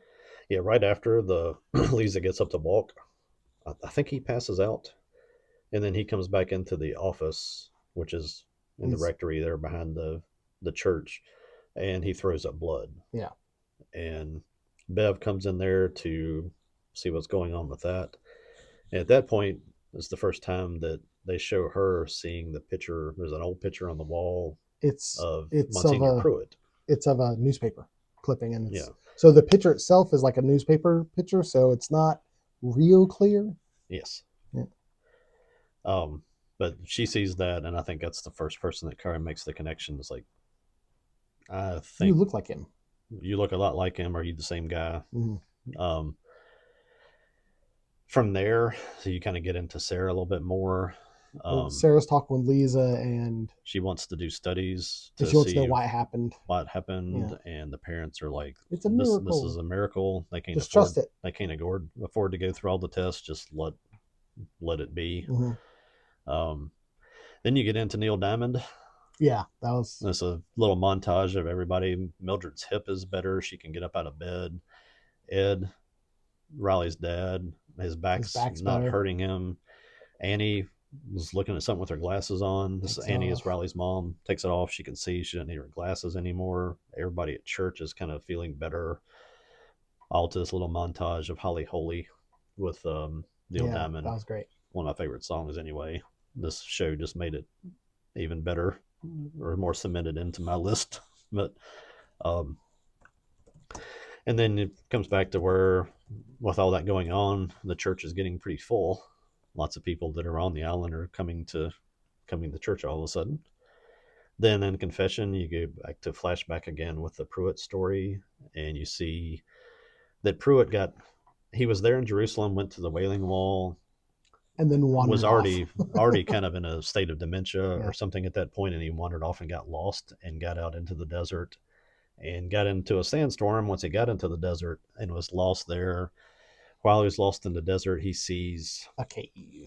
I called it a cave. It looked like it was maybe some sort of entry into a temple or something. Old temple. Old temple. Sees a light. The narrative, because at this point, like Paul's talking about it, right? Yeah. The narrative is that the sandstorm revealed this opening to the temple cave thing. And he goes into that. And then you come back to the island again. You get the rest of that flashback in a minute. I think they're at church. I don't know if this is in the right place or not, but Paul sees Sarah, and he's always been staring at her through the show so far, and I think Sarah's kind of freaked out by that. And he tells her that he's proud of her, and she's has that reaction like, "Why are you proud of me?" Yeah. It's like, you don't know me. And you kind of get that there's a connection there that's something else there that she doesn't understand. Then you get to... As a first-time viewer, when I saw that scene, I felt it was more like because Sarah is pretty open about the fact that she's in medicine. She doesn't really believe in God. She's, even though she doesn't believe in God, she's still involved in the church and in the community and stuff like that. And I felt like that was like the preacher, like trying to extend goodwill toward her. Yeah. That was, I was wrong, but that was what I was feeling at that time. I didn't catch on the actual foreshadowing. Yeah, The proud of her is a weird thing to. The weird way to say it. If I'm your preacher and you come to my church for the first time, you come out and shake my hand at the end, and I'm like, Randy, I'm proud of you. Yeah. And you'd be like, dude, get off me. Well, I don't know. You're here. I'm proud that you're. I don't know. That's how I took it, but I understand now. Yeah. There's a lot of watch this thing one time, Yeah. and then go back and watch it again as soon as you comfortably can afterwards, because there's so many things that are kind of a little bit perplexing, and you're trying to sort of process them, and something else happens and you kind of forget about them, and you go back on a second watch and it's like, yeah, I gotcha. The next scene is one of my favorite scenes, is Lisa, because she's out of the chair and walking around and seeing the sort of resurgence of everything in the church, feels it's time to go to Joe, and she goes to see Joe in his trailer, even sees the gun that he has there that was the one that crippled her. Was it? He said he got rid of it. She asked, "Is that it?" And he was like, "Oh, it's my grandfather's gun. I got rid of that other gun." Did it? Okay. Yeah. I didn't remember that part right. Yeah, he said he couldn't handle looking at it. He threw it in the water or something. That was his grandfather. Misremembered that. I remember that there was a conversation. There was a conversation about it. Yeah. I got you. And she kind of unloads on him, and it's like she's letting him have it, telling him how much she hates him and can't forgive him, all the things that kids her age she couldn't do, that he robbed her of, and gets all that out, and then says, I forgive you. Yep. And she hates him, but she forgives him. And she tells him, I think, how does she say it to him? It was like, the only thing standing in the way of me was my hatred, and the only thing standing in the way of you is you. Yeah, I've got the quote here. It says, the only thing standing in my way was hate. The only thing standing in your way is you. Yeah. And the actor who plays Joe, fantastic work. Yeah. He, like, throughout this, he was you could tell he was afraid. He was withdrawn in because of his guilt. He knows how much he hurt her, and he didn't want to be hurt in kind. Yeah. That's not physically, but just hurt that much. It has the sense of awareness too, to realize that he's become an alcoholic. Yeah. And the best thing for him to do is to stay away from everybody, so he doesn't hurt anybody else. Yeah, he's a very honest character. He knows what he did, and he accepts the blame for that. And the only thing that he had in his life was his dog, and they just had it poisoned and taken from him, and he was just standing there bawling. Yeah, and she left him and just broken, but relieved. And the actor really, that broken but relieved, he really showed that really well. He very good job acting that out. And convinces him that you need to go to AA, and you need to start reconnecting with people. And preachers, if there's anybody listening, you need a sermon, watch that scene. Write it down. That'll cover you for a Sunday, maybe two. It's a great scene. And I think, and at this point, we go into the school where Bev is trying to get, like, the Bible into the school. I thought reading. That was the next scene, was Bev and she's been reading the Bible passages. I guess everything, the school board, the town council, the church board, everything are pretty much the same 5 people. Yeah, tied into the church. And Hassan is there because Hassan, even though he's the sheriff and stuff, but he needs to be he wants to be active in the community. Yeah. And he's not shy about voicing his opinions, which is, he's a sheriff. Why would he be, right? Yeah. And they kind of have a back and forth about, how would you feel if a teacher was reading the Quran to the children? Yeah, because she's trying to introduce the Bible into the curriculum at school. I think she was already doing it. Yeah. Because at one point she was like, so what if I read a scripture that inspires me that day? Yeah. That sort of thing. And let's see. And so that sets up just the very, very small side story of the headbutting between I think face. You get a little bit of conversation there at some point. I don't remember where it falls to, that you find out that Hassan's wife and Ali is the son. The mom died of cancer. And that kind of ruined Hassan's faith. Yeah, it seemed like, I can't remember if it was him or the son or both, which ones were like why, if there's a God, why didn't he heal her? And she never did anything to hurt anybody. Why didn't you save her? And that's the question that has a very easy answer, but I think it's one that this show likes to deal with. if I'm remembering correctly, it was Hassan that was feeling that way, because Hassan was the one I that was think it really was. withdrawn, and the mom was the one that was really into the faith. Like, she was the one that was religious and all that, and Hassan is continuing the religion more. It seemed more out of It's not about you. oh yeah, it's not about you. He was the answer. continuing the religion more for the sake of his son. Yeah. Because it was important to his mom, his wife, Hassan's wife, that the son be religious. Yeah. Which he makes an interesting point too. It's a completely different conversation about how Bev's trying to kind of portray Muslims as heathens and terrorists and something kind of dirty, and he kind of points out it's like I don't think you understand how many of the things that we both of our religions agree on. It's yeah. like it's some events and characters that they believe we're different people, but it really is based on the same series of events, and that's a complete different discussion. But I don't one that I'm probably not qualified to get into, but um, I thought that was an interesting thing to kind of add in there. It's kind of maybe a point you could circle back into with what I was talking about in our earlier portion with a lot of Japanese culture and the same values that are portrayed there, is that we're not really far off on a lot of things between most religions. It's just a few retelling points that they differ on. But and is this the part where I think you get the rest of the flashback after that. oh, okay, you get the rest of flashback. Yeah. And that was, I mean, at that point, we all know that Paul is Pruitt. Yeah. Yeah, and they give you the rest of that in They this tell you, flashback. hey, Again, he's going back to him in a confessional booth, and it is a little bit hard to follow the first time, where you're like, "What's happening when here?" But yeah. it makes sense once you see it once. The back to the confessional booth, he's still kind of I can't remember what he's saying in the booth. That'd be worth looking up sometime, but I don't have it right here. But what he's saying takes you back to the flashback where he's in the cave. He sees, big air quotes, an angel.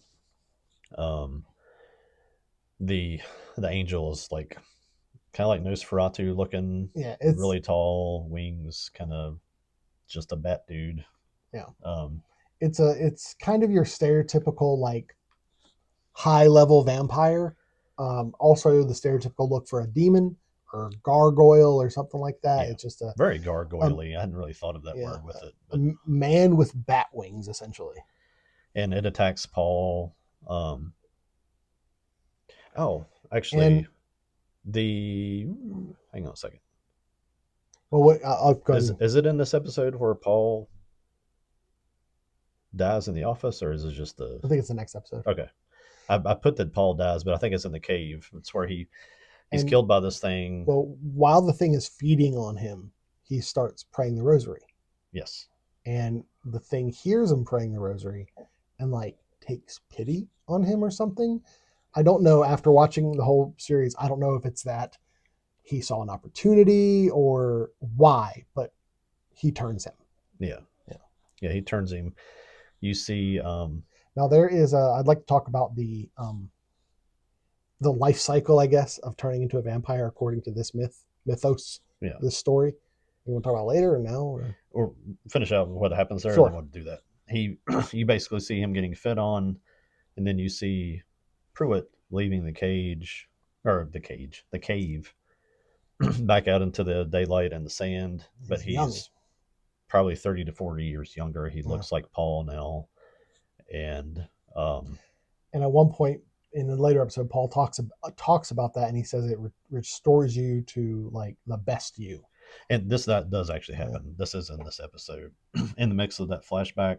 Oh, is that when he dies? Where he's back there after throwing up blood and all that stuff. Paul dies, and he's throwing up blood just like Pike, mm-hmm. like he was poisoned. Yeah. And you kind of get the pretty strong impression that Bev poisoned him too. And his eyes go like red, bloodshot red. Yeah. Yeah. And then he recovers. and See, wakes I back up. didn't get the impression that I can see that, but I didn't get the impression that she poisoned him. There was something that happened in there, and I have to go back and watch it again, that I think was like suggests that she probably poisoned him too. And I don't know if I was googling it. First question: did Bev poison Monsignor Pruitt?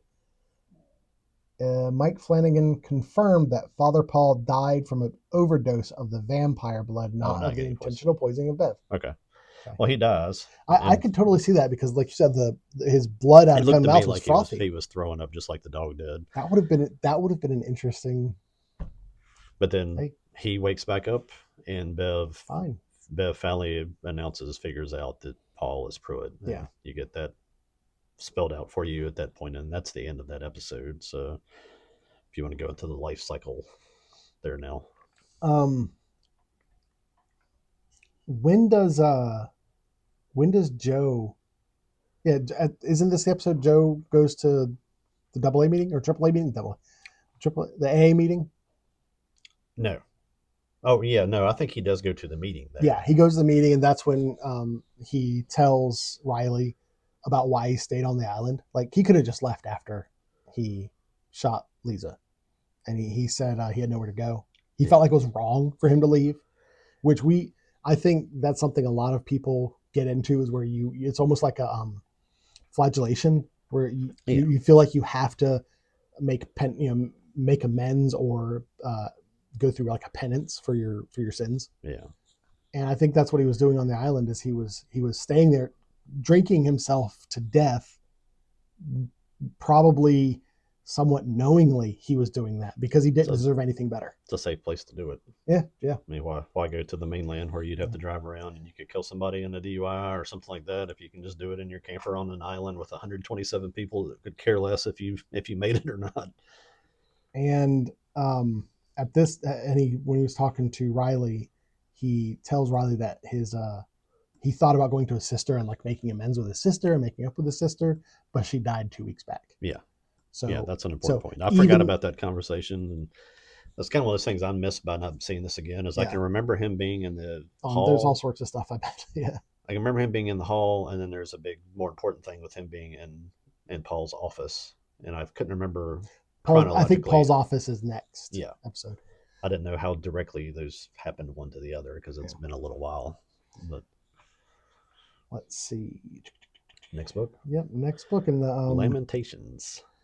Oh, let's go into this life cycle. Oh yeah, if you want. All right, so I do have more comment about the idea of the vampire. But anyway, you get blood, then you die, then you become a vampire, right? Like, it's almost like The Walking Dead. Like, you get infected with it, and you don't. I was going to mention The Walking Dead, but yeah, you don't become it until you die. Until you actually die. Like, it's in you, and then when you die, it takes over. Yes, and while it's in you, it's restoring you. It's healing you.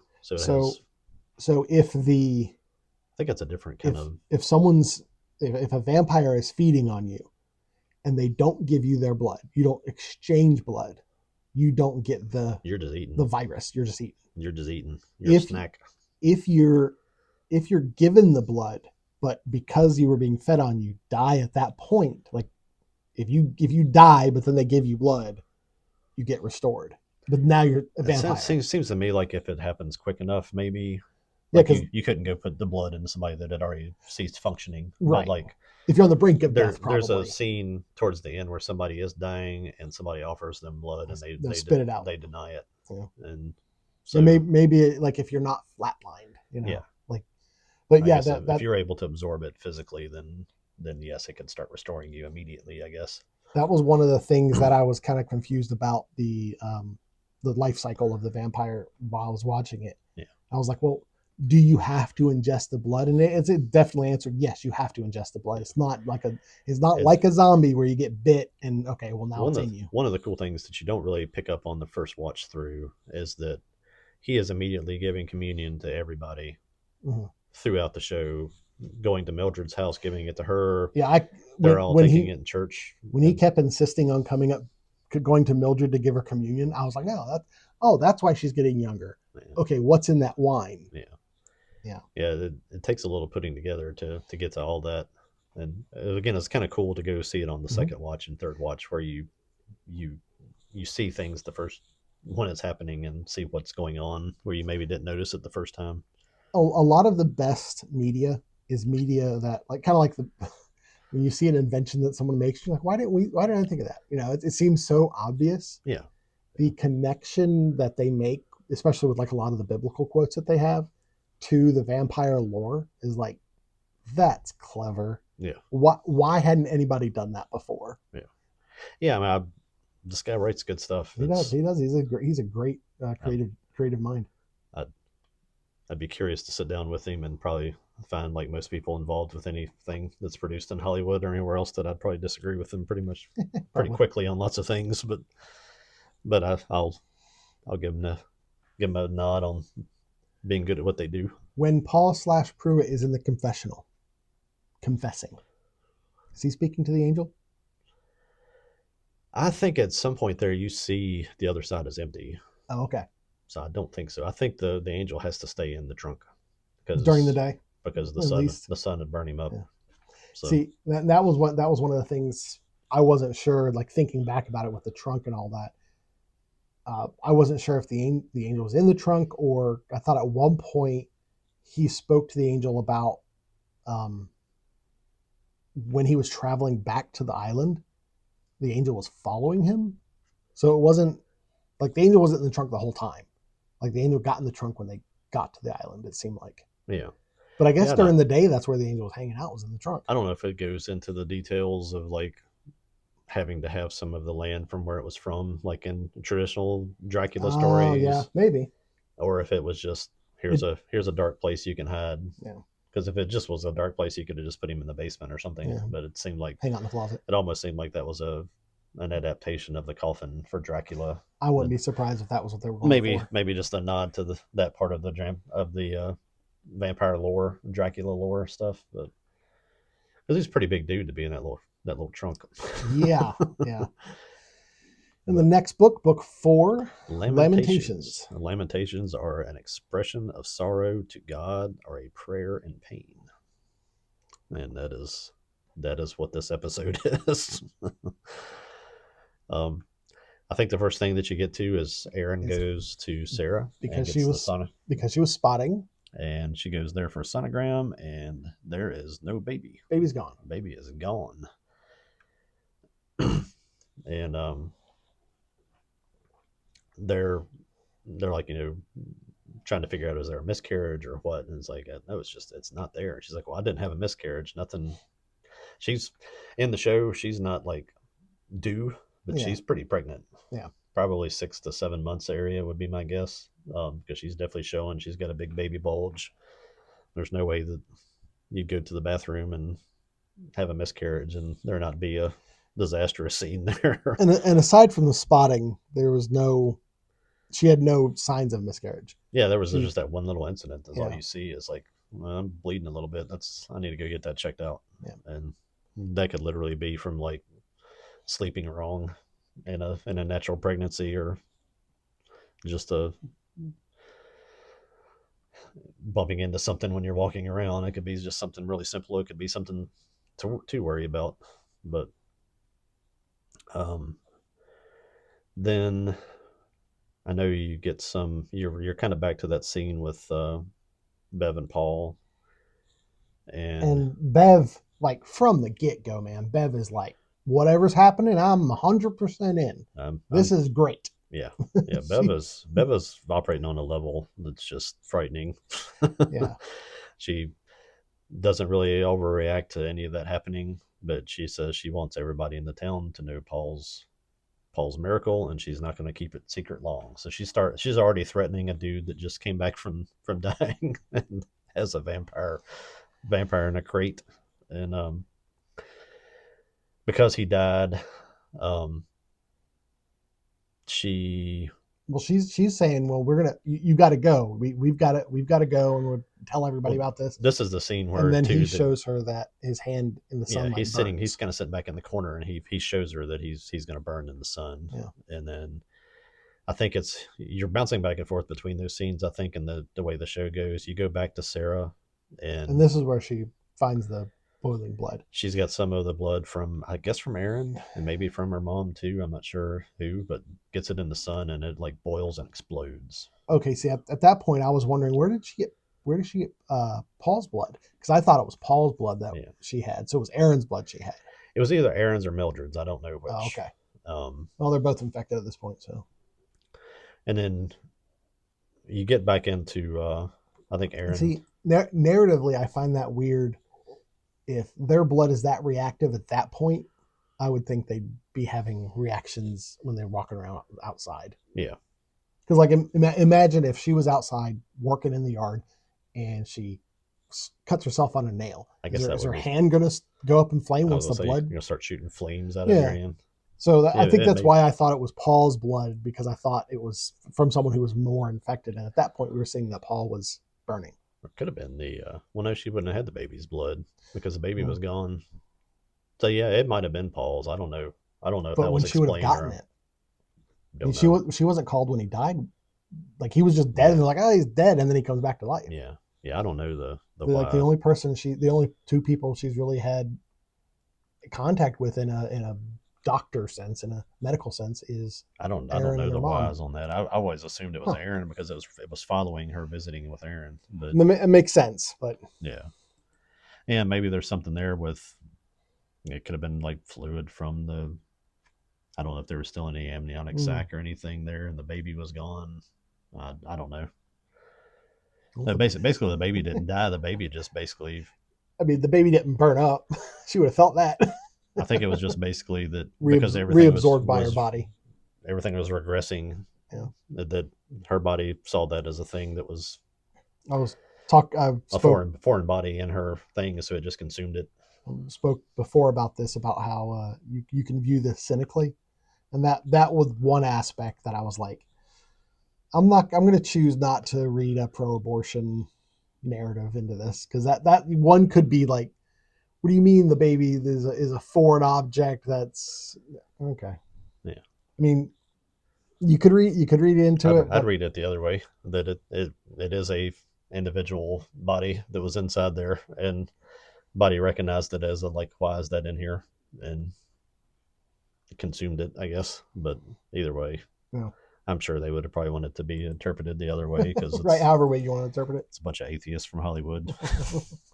But anyway, I think you get another conversation with Aaron and Riley, and that's where she kind of goes into the background about how her mom was an alcoholic, and that's why she fled, and she married this abusive guy, and the baby saved her.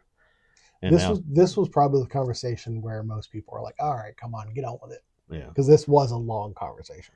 And then now the baby's gone, so she's like, well, why did I go through all that? Yeah. And now the baby's gone, and they both talk about it. I think they talk about it. They're talking about the dream, and it's going to be that same scene that they come back to later. Mm-hmm. But they're sort of talking about the meaning of life and their dreams they're having, and what they think that's like. Yeah, and we'll get back to that later. Yeah. But he talks about his dream. They start saying the Lord's Prayer together. Mm-hmm. You kind of skip over some of that conversation that they're having. You get that later in the last episode. And at the same time, Paul is also saying the Lord's Prayer. So they have those going on at the same time. And he is holding a rosary, cuts himself, and drinks his own blood. Yeah. The next time, I guess the next part of that episode is he sees Mildred. He's there to give her the sacrament again, to give her the blood. She's visibly way younger at this point. She recognizes him as Pruitt, because she's remembering what he used to look like when he was younger, because she knew him very well when he was younger. Right. And she's got a much clearer mind.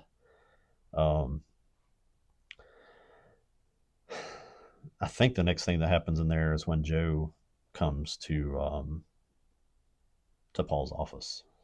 That's the next thing I have noted. Okay. I forget why he's there. I guess he's talking about Bev. He was standing. I think at this point he was standing in.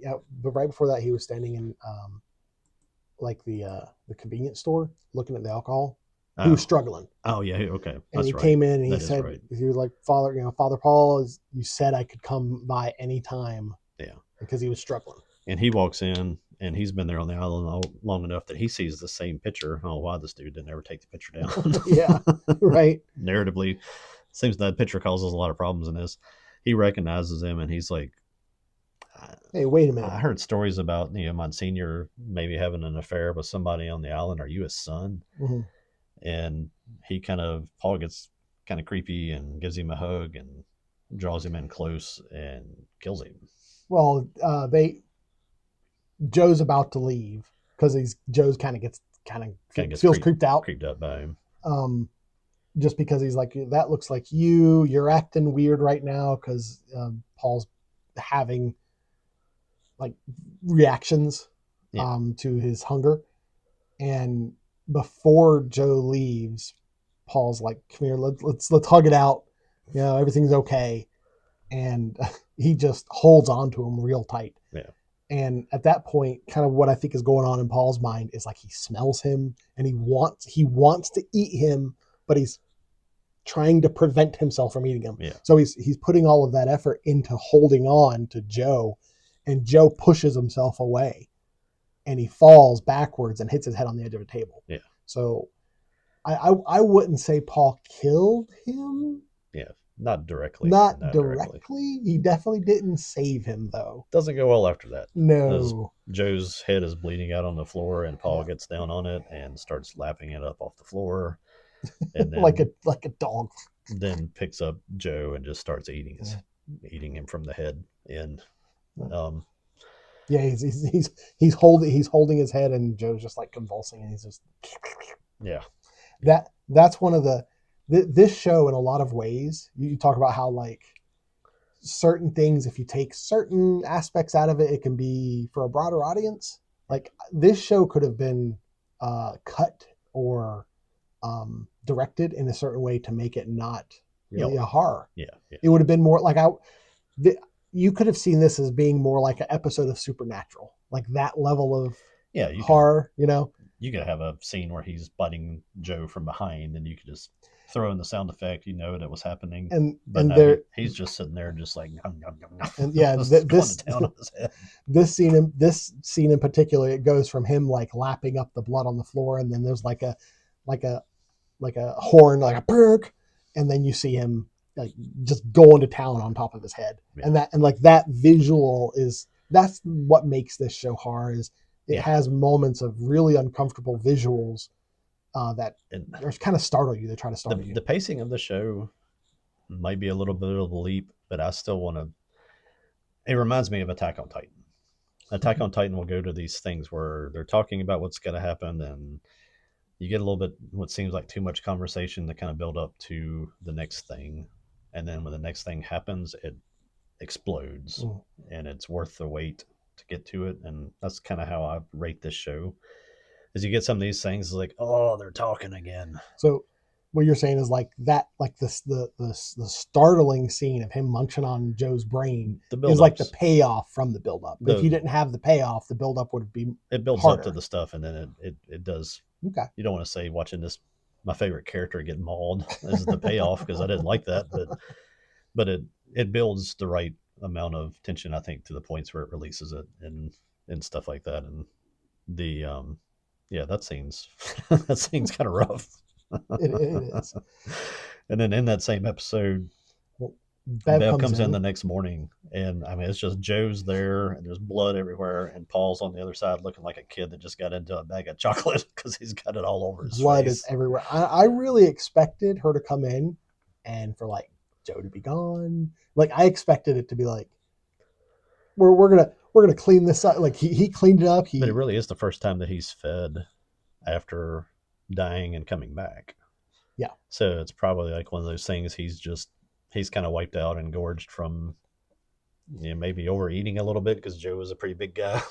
Did he eat the cats, or did the angel eat the cats? I think that was Angel. Okay. I think that was the monster having to get turned loose at nighttime to go have something to feed on. Yeah. That was just part of the deal. And yeah, I think when you saw like a thing running around on the island and a fedora, that was that was Paul putting the trench coat and the fedora from Monsignor onto the angel and being like, yeah, just go out and wander around. People are used to everybody seeing him wander around. Oh, okay. So when they thought they saw Pruitt, that was the angel. I, Okay. I See, don't think I was thinking it was Paul is a Paul. big enough dude to outrun Riley.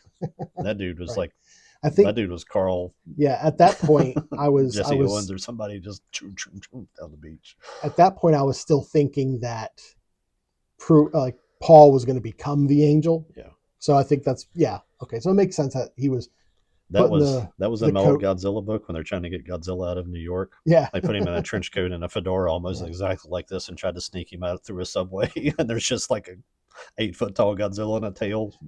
so that makes sense that the angel was feeding on the cats, and because no one was dying at that point. Yeah, and that was an immense amount of cats. And so Paul, the first time Paul drank anything but the angel's blood was when he drank the blood from his own hand. Yeah. Okay. Yeah. Okay. And this was the first time he fed on another person, and who knows what the effect of. Well, I guess maybe Joe wasn't drunk at the moment, so maybe he wasn't getting alcoholic blood. True. He was definitely, and Joe wasn't taking, as far as I'm aware, as far as I remember, he wasn't taking the mass at all. No. So it wasn't even like vampire tainted blood. It was like pure human blood. That was just greasy old Joe blood. Greasy Joe blood.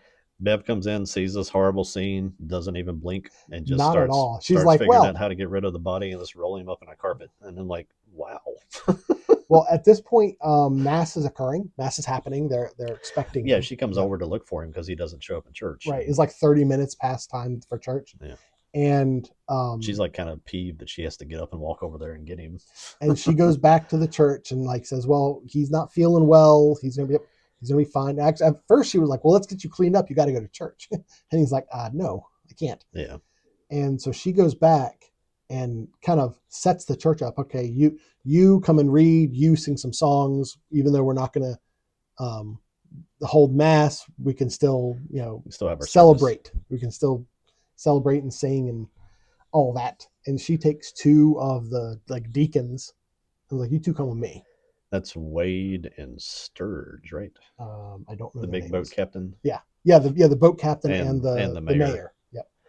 And the mayor kind of freaks out, and she's just like, "Shut up, dude! Get control of yourself." And it's like, and that's one of the things, and I think that's one of where you start to get into like the commentary about the dangers of blind faith and stuff like that. Is one, the way Bev just doesn't blink at all. Like for her, it's just another day. Okay, now we got to deal with a dead body. And she keeps calling Joe it. We got to get rid of it. You got to wrap it up. Yep. And the mayor's like, what do you mean that's Joe? And she's like, yes, it was. It's like, oh my goodness. It's Bev and Sturge. Sturge is like this really big, kind of goon looking dude. He's the ferry captain, and he doesn't really have much to do in the show other than kind of walk around. It's completely Miss Carmody and the Butcher from The Mist. Yes. Where she has to have Miss Carmody needs a muscle guy to kind of do her bidding in The Mist, and this is kind of what Sturge, that guy, becomes for Bev. It's like, this is my goon. He's my enforcer, and he doesn't even like question her. He's just like, okay, let's wrap up Joe. And she pretty much questions the faith of the two men, and pretty much be like, hey, if you're faithful, you'll do this. Yeah, because this is what God wants. Then in the same episode, this is a lot going on in this one. Yeah. Erin calls the doctor to try to get some background about her doctor on the mainland. Well, does she go to the doctor? I can't remember if she goes or I think she went to the doctor on the mainland. Okay. Yeah. I remember that she contacted him. I don't remember how. And it could have been on the phone, yeah. I was thinking it was a call because it might have been. I don't know if anybody gets, because Sturge is the boat dude and he's in church. I don't think there's a way to just leave. I'm trying to remember the scene, and I remember like it going back and forth between two people. I don't remember if they were on the phone or not. But he just is like, there's no evidence you were ever pregnant. Just you imagine the pregnancy, and then I'm sure she's like, what?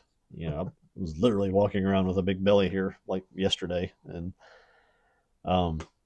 because he said there's like proteins and indicators in the blood where it doesn't go away immediately after you're pregnant if you lose a pregnancy. Maybe did Sarah send something to the island or to the mainland? She did take blood, so maybe I don't remember those details. But anyway, she just basically gets written off by the doctor. It's like, you were never pregnant. Yeah, and you're like, Okay.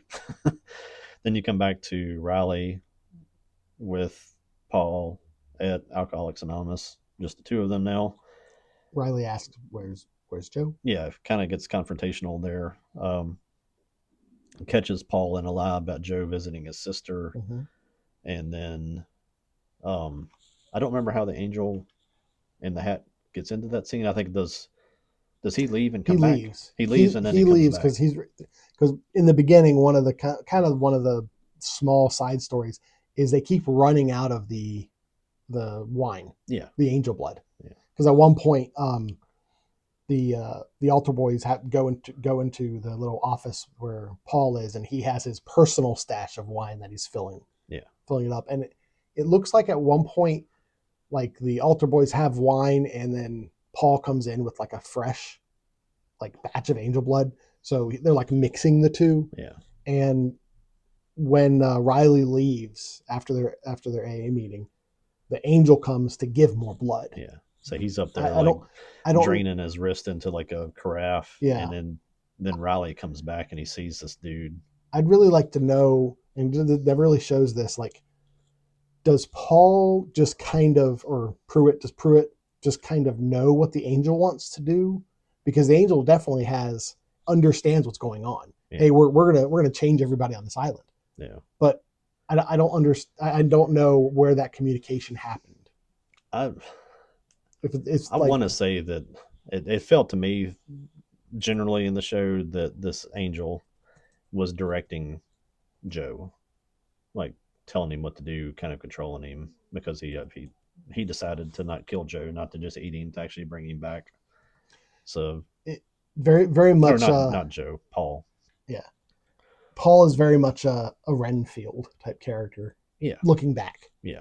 it's like he is the like the will of the angel, the vampire. But Riley comes back. The angel's there filling Yeah, up the filling up the carafe, craft, and he just and Paul's down on the floor like I can't remember what he was doing. He was he was praying, or praying like because the and angel then comes by and he just the prays down. guy turns around and Riley sees like, whoa, that ain't good. That's a weird looking guy. And then like he just flies from the far end of the rec center straight at him and just knocks him to the floor, and that's the end of that episode. Paul closes the door.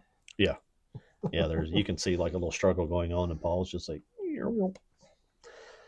I when I was watching it, I assumed that would be the end of Riley. I thought Riley that was it. yeah. But because we hear in the next book, Gospel, book 5, Book 5 is the gospel, and we I hear think that you're at this point that you think. I think, I guess the way I would word it is that Paul thinks that his wishes are the new gospel, or yes, maybe what the demon is telling him is his gospel. So I think that's the tie-in on that title. But as you start to get a little bit of an insight into, and I think it would be interesting to I didn't write all this down or anything like that. Like I said, I don't really prepare in that way, but it would be really interesting to go through and isolate like the scriptures that they used. Because like I said, I really enjoyed how they tied in, and again, some people would think it is blasphemous, the scriptures to justify and explain vampirism. yeah, At one point, they talked about, I think Bev said it, how in Revelation they say that at the end times, God will make the sun scorch men, yeah, and they kind of go toward that. They use that to saying, like, we're preparing for the end times, yeah, and we're the chosen people of God, and yeah, it's great. It did great.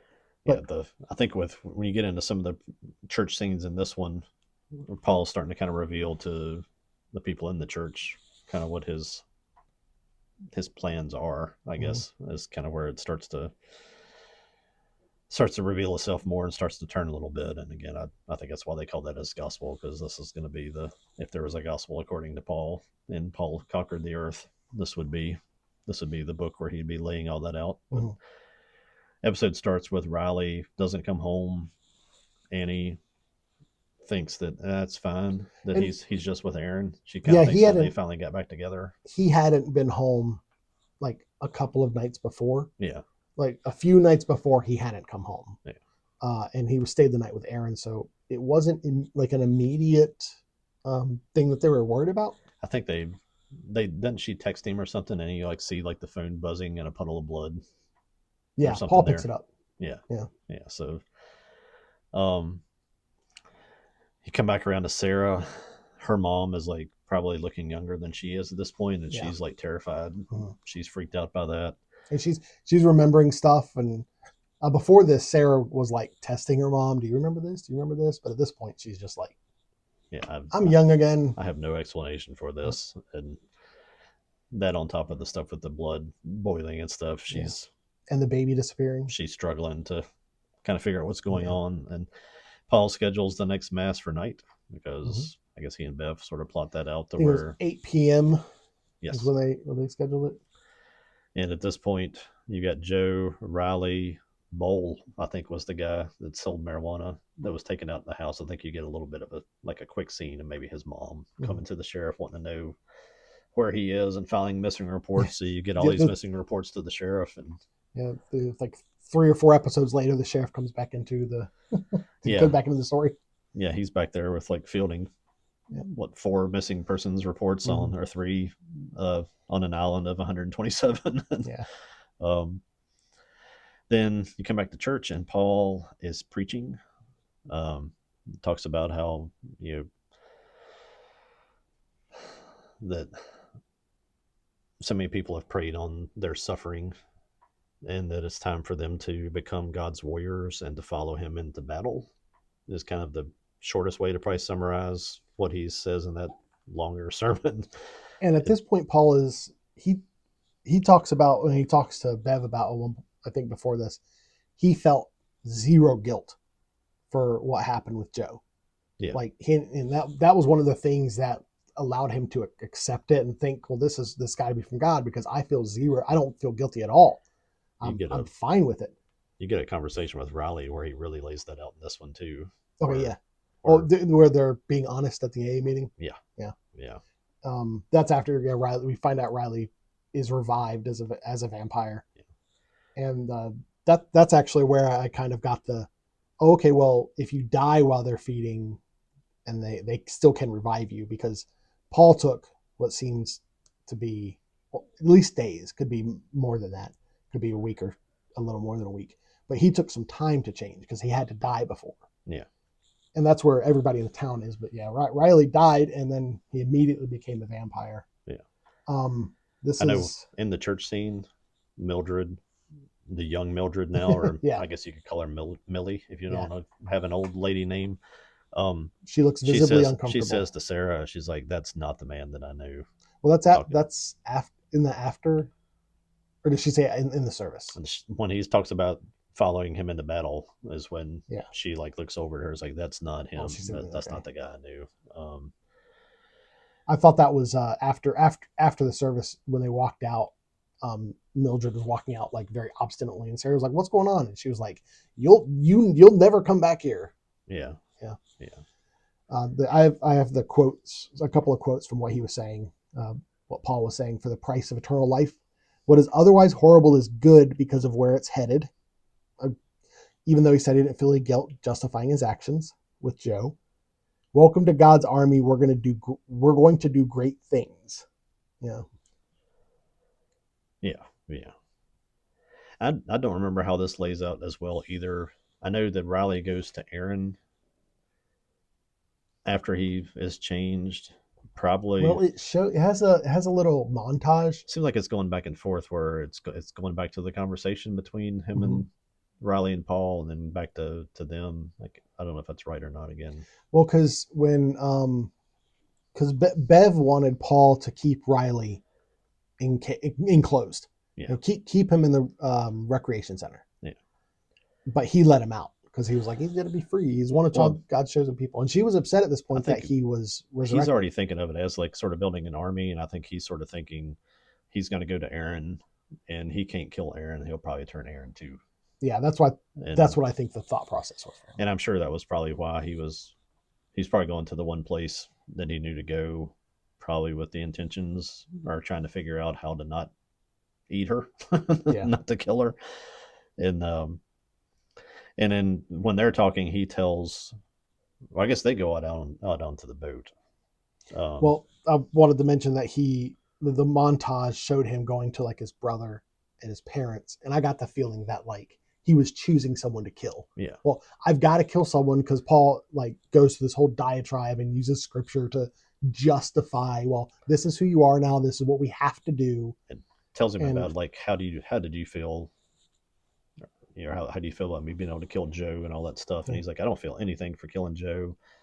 And he tries to right, he kind of gets in this argument. I don't remember exactly how it says it, but how does that make you feel? And he's like, angry. He's like, no. It's like, how does it make you feel? And he's like, something else. And then he finally gets him to admit, it's like, how does it make you feel about being able to kill somebody and not feel any remorse for it at all? And he's like, jealous. yeah, because So and that goes back to the fact that he killed the girl and he still feels remorse. yeah, Yeah. And so he's really manipulating Riley, and I think pretty close to turning into becoming one of his lieutenants or whatever you want to call it, in his army. He goes to, and that's a pretty long scene too. I think that argument back Yeah, and forth, because and that's worth a rewatch too. I haven't seen that for a while, but I remember they that's sit pretty. down like it's an AA meeting, Yeah, and Paul tells Riley, "This I'm going to be 100% honest with you. yeah, I'm going to lay it all out for you. I'm going to let you know what you're in for." And even at that point, is when Bev comes in and he holds Riley down and he tells Bev, he's like, "Come here, stand in front of Riley." yeah, And he's like, "Come closer, come closer, come closer." And you see the effect where like Riley can kind of like see the blood moving through her veins yeah, in her neck. yeah, And he kind of lunges at her yeah. because the desire for the blood takes over. I think that's the first time too you kind of see it. He walks outside and he looks up, and it's like everything is kind of stars and stuff are like You pulsing. see And that, yeah, because he tells him you're going to see everything differently. But before this happens is when Riley goes outside and he tries to escape when he first wakes up and he gets burnt by the sun. oh yeah, yeah, Yeah, yeah, that's why they stay all day. They stay in there. That's why it's a long scene because they're in there all day yeah. until Okay, night. I got you. And yeah, when he first goes out and lets him out against Bev's wishes, because Bev thinks she's in charge. That's just it. She thinks she's the one that's directing everything. Yeah, And she's like, you shouldn't let him out. And he's like, but he's a soldier of the Lord, and he needs to go needs to go feed or whatever. yeah, Yeah, and that's when Riley leaves, and he's going to like his mom and dad and his brother, and he's walking around, and you see him look at the stars, and the stars like pulse. yeah. That's a cool effect in there. I like That was that. a very cool effect. He goes to Aaron. They go out on the boat, and it's kind of a. They're actually on the boat this time. He's had lots of dreams about being on a boat where like he can't see. He starts to see the sunrise, and that's where his dream always ends. And then I think he references at one point that he and Aaron actually were out on a boat when they were young, so they'd actually maybe gone out and sneaked a smooch or something back when they were teenagers, maybe back when they almost got together. There was something special about it. So he's coming back to her, go out on the boat. He starts to tell her about Paul and about how he tried to convince him that everything was God's will, that he was bringing Riley to spread the gospel, and it would be to spread the gospel of Paul or Pruitt, not the real Paul, Paul from the show, right? By sharing the gift with whoever God tells him to, and kind of making it seem like Paul's trying to convince me that God wants me to turn you. It says Paul tells Riley, got the quote here, "It's a gift," he tells Riley, "and God will tell you who to share it with." Yeah, and that's he passed on his brother and his family and went to her, and probably almost gave in to the I'm going to share it with Aaron, and decided not to. And he stays on the boat, tells Riley that he just wants her to run away, leave the island. He knows that don't go back, go to the mainland. He knows that you probably won't, that you think you'll have to save people, but please just run away. Tells her that he loves her, that he did his best, and then the sun comes up and he goes shaboom. That was another one of those. That was another one of those like jump scare scenes kind of thing. But I think the way that they filmed that, because when the sun comes up, what you're expecting as a viewer is for him to explode, like in flames. But what happens is he sees the girl he killed. Yeah, he sees Tara Beth. And she reaches her hand out because almost like she's forgiving him. Yeah. And I think that is a scene of God. It was a powerful scene, yeah. That was a scene of God being like, Paul sent you out to try to continue this demonic mission of his to kill Aaron, and you chose to not do it. And you're finally kind of start. There's a lot of people in this story that finally start to get it at the very last moment. Yeah. And he all this time that he's had, I don't think we mentioned it too much, so much through the early part of the story. He every time he would fall asleep, he'd have a dream where he would see Tara Yeah, we Beth, didn't mention it, but yeah. where he would like lay in he was bed. haunted by her. He was laying in bed half the time, and they'd show him on the other side of the room was just Tara Beth laying there with glass stuck in her head, dead, and police lights flashing off of her. And You're reflecting off of the glass that's just haunted by it multiple times. He just could not get away from that image. Tara Beth reaches her hand across like she's forgiven him and smiles at him, and then you cut back to him, and it's not like a big explosion. It's like he just combusts like he's made of paper from the top down and just crumples over. The explosion's from Aaron. And Aaron screaming. Aaron probably releases the most haunting scream I think I've ever heard on film.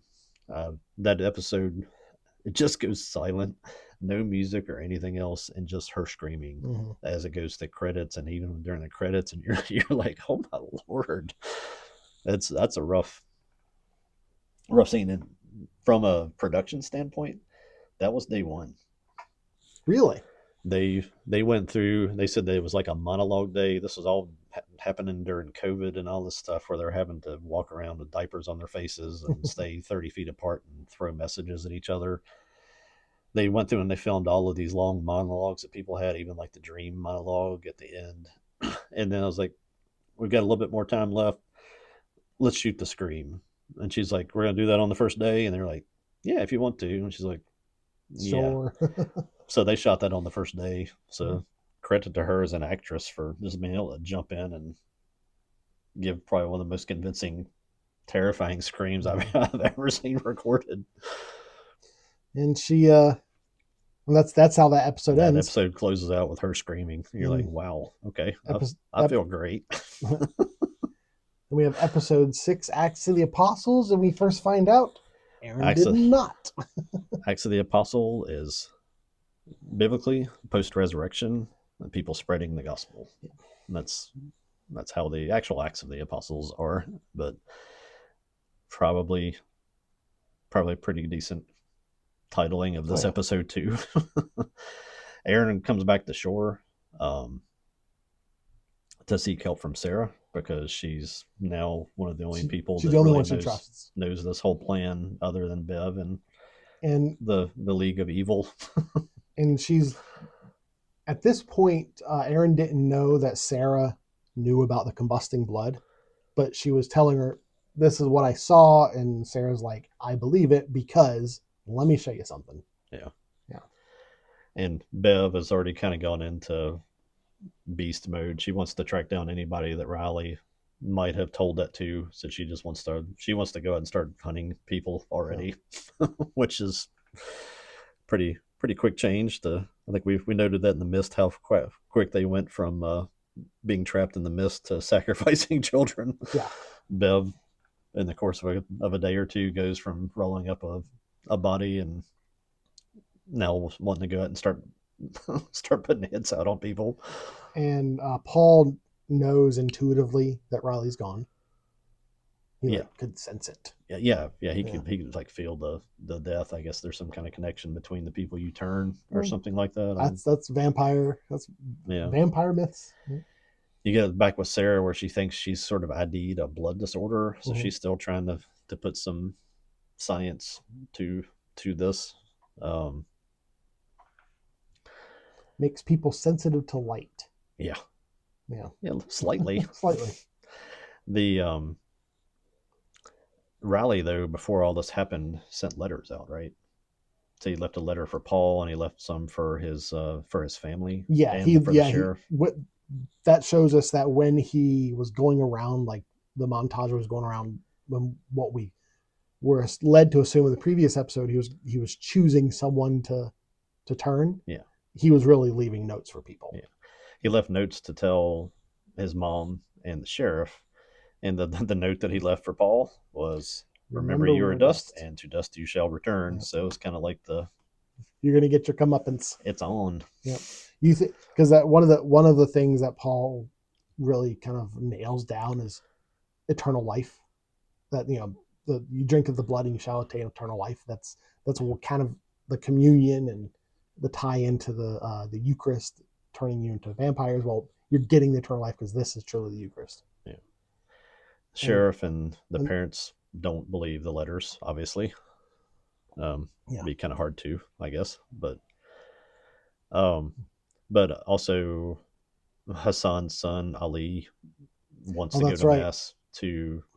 He kind of wants to convert to Christianity because of the miracles that he's seen, and kind of that was the main reason Hassan goes, because Ali is going to mass, and he wants to see what's happening there, wants to try to, I guess, sort of convince his son not to do it. Well, there was some push and pull in some of the previous episodes. I think there might have been one other scene Yeah, where his son kept wanting to go yeah, to the church, and he was like, "But you can't because you're Muslim. it's Your yeah, mother was Muslim." yeah. He was. Yeah. It was a lot of you're disrespecting your mom Right. kind of things, but really, Aaron and Hassan neither really have been in church in this process at all. So Aaron goes because she wants to see what's going on. Hassan wants to go because his son wants to be converted. In this one, this is fully packed, almost everybody in the town, and Paul tells everybody in the church that he is Monsignor Pruitt. Well, before this, Aaron um, did go to Riley's family to tell him that Riley was dead. Okay. Yeah.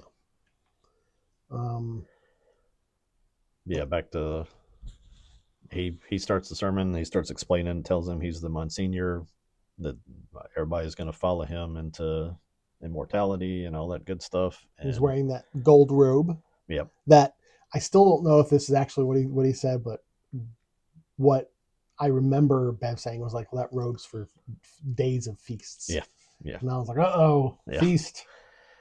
So he gets Sturge, the big boat captain, to drink the poison, and Well, Sturge.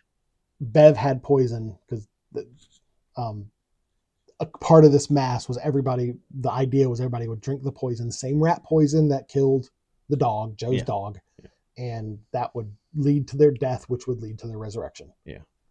No Jim Jones vibes at this point, but And yeah, the Sturge drinks it as an Sturge is the one that, example. yeah, he's going to show everybody else what he can do.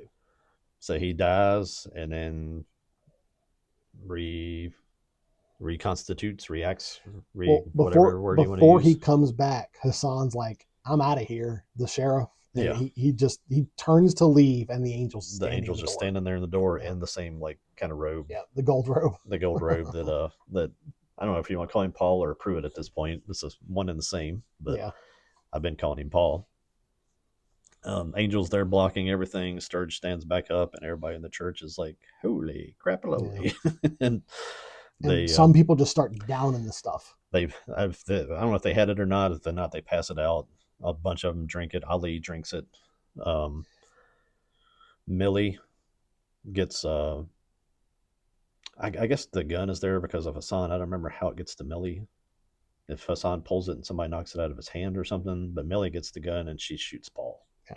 Just drills him in the forehead. Um, but then all the poison people start to get back up, and the melee ensues, and they attack everybody that did not drink it, including Ed, the dad, and several of the other characters that are just getting basically fed on by everybody there. This is the episode that anybody watching the show was thinking. If anybody who was watching the show was thinking, "Come on, get on with it," Yeah. this is the on with Oh it. yeah, they get on with Yeah. it. It's blood on the walls Yeah. everywhere. And as People. a first time viewer, in the early parts of the show, I was expecting more of like okay, they're going to convert this person. Okay, they're going to convert this person, and then they're going to like build up a little army. But no, this is like all at once. They went with a small little group of leaders, and then just went everybody else at once. Well, I mean, even the group of leaders, they hadn't been changed yet. The only people who were like full-fledged vampires at this point, well, Riley's gone, Yeah. so he's not one. Paul and the angel. Like those are the only Paul and the angel, are the only two that Yeah. are actually turned. Yeah. Not even Bev. Yeah, not yet. Not yet. Aaron, Sarah, Hassan, Annie, which is Riley's mom, Lisa, and Warren, who is Riley's little brother, all sort of flee back into the office area of the church while the massacre is going on. I know Ed stays behind. He gets taken down and just tells them to run, all that kind of stuff. He kind of did the You pull the pin of the grenade, run. Yeah. He offered himself as a sacrifice so they could escape. Bev comes back and catches them. They're kind of back there in the back of the church, kind of stuck. Like, what do we do here? Bev is back there hiding. Oh, she was already back there. She was already back there. She was hiding Okay. from what was going on. I think that might have been like when it all started to go down. When I think she might have freaked out a little. Yeah, but she's blocking them leaving, so Aaron shoots Bev. Just shoots Bev. Just drops her, and then they get out the back of the church, and then Bev reincarnates because she's been drinking too, and she kind of, I don't remember exactly how she says it. She just kind of declares war on anybody else in the town that's not converted. Just let God sort them out. Yeah, and that's the end of that one. And it was a action-packed episode. It was a bloody one. Yeah. Then you get to the last episode, Book 7, Revelation. Revelation, the end of days. Now, I would like to know, and it probably was the fact that there were 7 episodes significant, because that is considered like a holy number. Yeah. I would feel certain that if you ask him that, he probably did it that way on purpose. I bet there's all sorts of meaning woven throughout this series that either people haven't caught on to yet, or it's just like things for him, Yeah. Mass chaos all over the island. Everybody that was not at church that hasn't been turned is just getting run down by people that have turned and getting attacked in the streets. And everywhere that you look, somebody's getting taken down by people that have turned into vampires. Mildred, Ed, those people have all been turned at this point. They're trying to get to Sarah's house to actually, I guess they do make it to Sarah's house. This same group, Aaron, Sarah, Hassan, Ani, Lisa, Warren. They kind of figured out that, or Aaron figures out that this group of people are planning to go to the mainland and take this worldwide, and that they have to stop them from doing it. Sort of thinking that the only way off the island is boats, so they've got to come up with a plan to get to the boats and destroy them. But while they're trying to make this plan and have this meeting, Bev and Sturge show up and start firebombing the house with Molotov cocktails. Annie kind of does the Ed thing. She comes out to stall Bev. Sarah Bowles can kind of flee out the back, and she confronts Bev and just tells her, and it's one of the most polite kind of dress downs ever. She's like, you're not a good person. God doesn't love you any more than anybody else. And whatever you think you are, you're not anything special. And then they have a little back and forth, and then she just like cuts her own throat. Because I don't know if Bev has eaten anybody yet, but I guess she's sort of thinking that once there's blood there, that Bev will have to not be able to control herself and attack her and feed on her, and that'll give everybody time to get away. And that's what happens. She bleeds herself through the throat, and Bev starts drinking up Annie. And I don't know if it's at this point. It might have been earlier. I think it might have been in this episode where we see that the angel, when feeding on someone, is just not bothered by anything. Yeah, the angel himself, you could. There was something earlier. They shoot him. Yeah, I think that's maybe in this episode. I think it's in this episode where they're all running around. Yeah. They go into a building that seems abandoned, but the angel's there. He kind of looks over at him for a second, like, really? Yeah. Like, get off me. Yep. But I think Paul and Millie are behind in the church, and they're talking and kind of telling her that he brought the angel there so they could redo their lives together. And they regretted having to hide the fact that it's clear at this point that he is Sarah's father. He had Sarah with Mildred. Yeah, that was like a revelation that I didn't catch on to until this point, that Sarah was Paul's daughter. And that at least that's how he's justifying it at this point, is that he wanted to do all of this so that they could kind of restart their lives and start over again together. So what better way to do that than turning into vampires? Yeah. And at this point, Paul starts to become, because up until this point, Paul was kind of the villain. Yeah. Bev was always the villain. Yeah. I mean, even before people started dying. But Paul was kind of presented as a villain. Yeah. But he started to get a little sympathetic. Yeah, I think it's becoming a little bit clearer that he was just an agent of the the demon and angel. and That it makes you feel like, well, his intentions were good. That's kind of how it presents it. He's like, well, I just wanted to stop people from dying. Like this, our town had been so ravaged throughout all throughout the years that he came upon this thing that he thought could help them. Yeah. But of course, how much of that is just like the thing psychologically controlling him? Yeah, or just the fact that he was never in priesthood for the right reasons. Yeah. And that he's tried to manipulate too many things to his will instead of letting himself be manipulated to God's will. I think he finally makes that revelation here in a few minutes at the end of that episode where he says it's not about him, it's about God. But Millie tells him that she knew that it just wasn't meant to be, and that she's not down for living that kind of life and existence with him. So they kind of get that worked out. You find out that Bev's plan is just to burn everything on the island except for the rec center, and that'll just be the place that she'll only allow the people that have been turned into. It'll be like her Noah's Ark. And she gets to choose. She's very much like, we'll choose who gets to come in. And yeah, she's very much like very much consumed by power. She's the head of the HOA yeah. on vampire blood. Yeah. The Ed and Annie are together, and I like that scene a lot.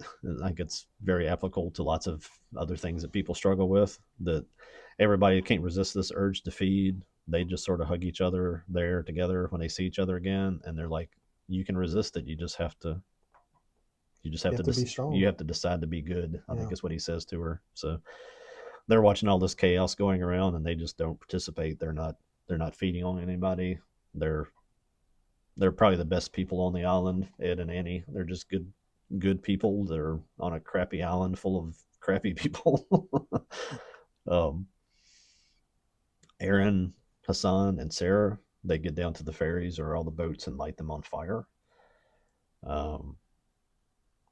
That's you come back to Paul, and that's where he's talking and yelling. I think where he tells Bev that he got it wrong. Yeah, this is where he kind of has a change, becomes a little redemption arc for him. Yeah, where he so like, okay, it's not about himself. Yeah, it's about God. It's about himself, not God. Well, I think he saw that for Bev, it was all about her.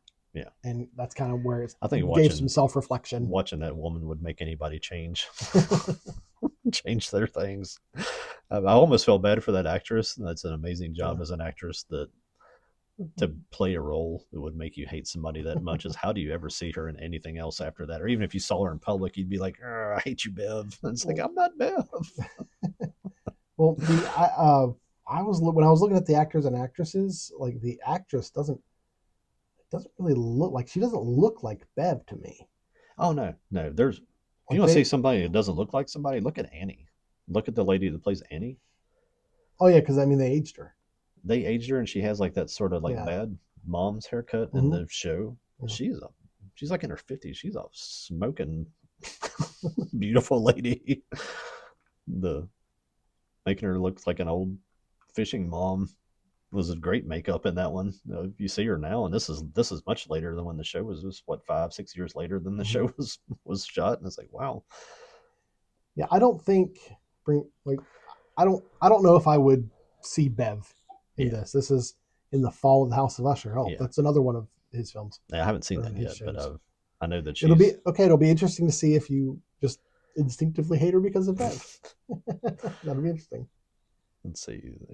Sarah's in the church. Well, Paul around this time, because one of the things that really bothers Paul, that gets him to do some self-reflection and realize that he was wrong, was the way Bev was saying, we get to choose. Yeah. It's our choice. It's us. He goes back into the church and says, these doors are open for everybody. He because it's one guy that who's the boat captain? Sturge saved one of his just a friend. Yeah. He saved him and turned him, and then the friend killed his own family. So the friend's kind of freaking out, and Sturge brings his friend up and be like, hey, I've turned this guy. He was nice to me. And Bev's like, well, he can't come in. Yeah. And it's that point. And they're like, take him down, and Sturge, take him down to the water and he can watch the sunrise. Yeah. And that's when Paul's like, look, that's the straw. our doors are open. Yeah. Anybody can come in. He goes back inside the church. And who's there? Sarah's there. With a gas can. She's putting gas everywhere. And Paul again tells her that he's proud of her and wishes that he got a chance to know her. I think that was the, like, as a viewer, that was my, oh, that's his daughter. That was when I kind of put those really obvious clues together. That was at that point they were just telling you. Yeah. Okay, this is daughter. She's getting ready to light the church on fire, and Sturge comes in and shoots her, and that was mortally wounds her. That was a great scene because it was unexpected. Yeah. And it's like, oh no, he wants to save her. Paul gives her, I don't know how he does it, if he cut his hand or something. Yeah, he cuts his hand. He gets some blood into her mouth, and she spits it out, and she's like, nope, not doing that. So Paul carries her out of the church, and Millie knocks over a candle and sets the church on fire. Mildred. So the church is gone. Then you go out to Hassan. He's carrying Sarah. He's carrying her out, yes. And Millie follows them out. And then, is it Bev that has the gun? Picks up the gun. Yes. She shoots. And I watched this scene a couple times. I don't think we are supposed to know that she's shooting at Hassan. I don't know the details on that. I don't remember. Because I rewound it and rewatched it again because it seemed like Hassan came out of nowhere.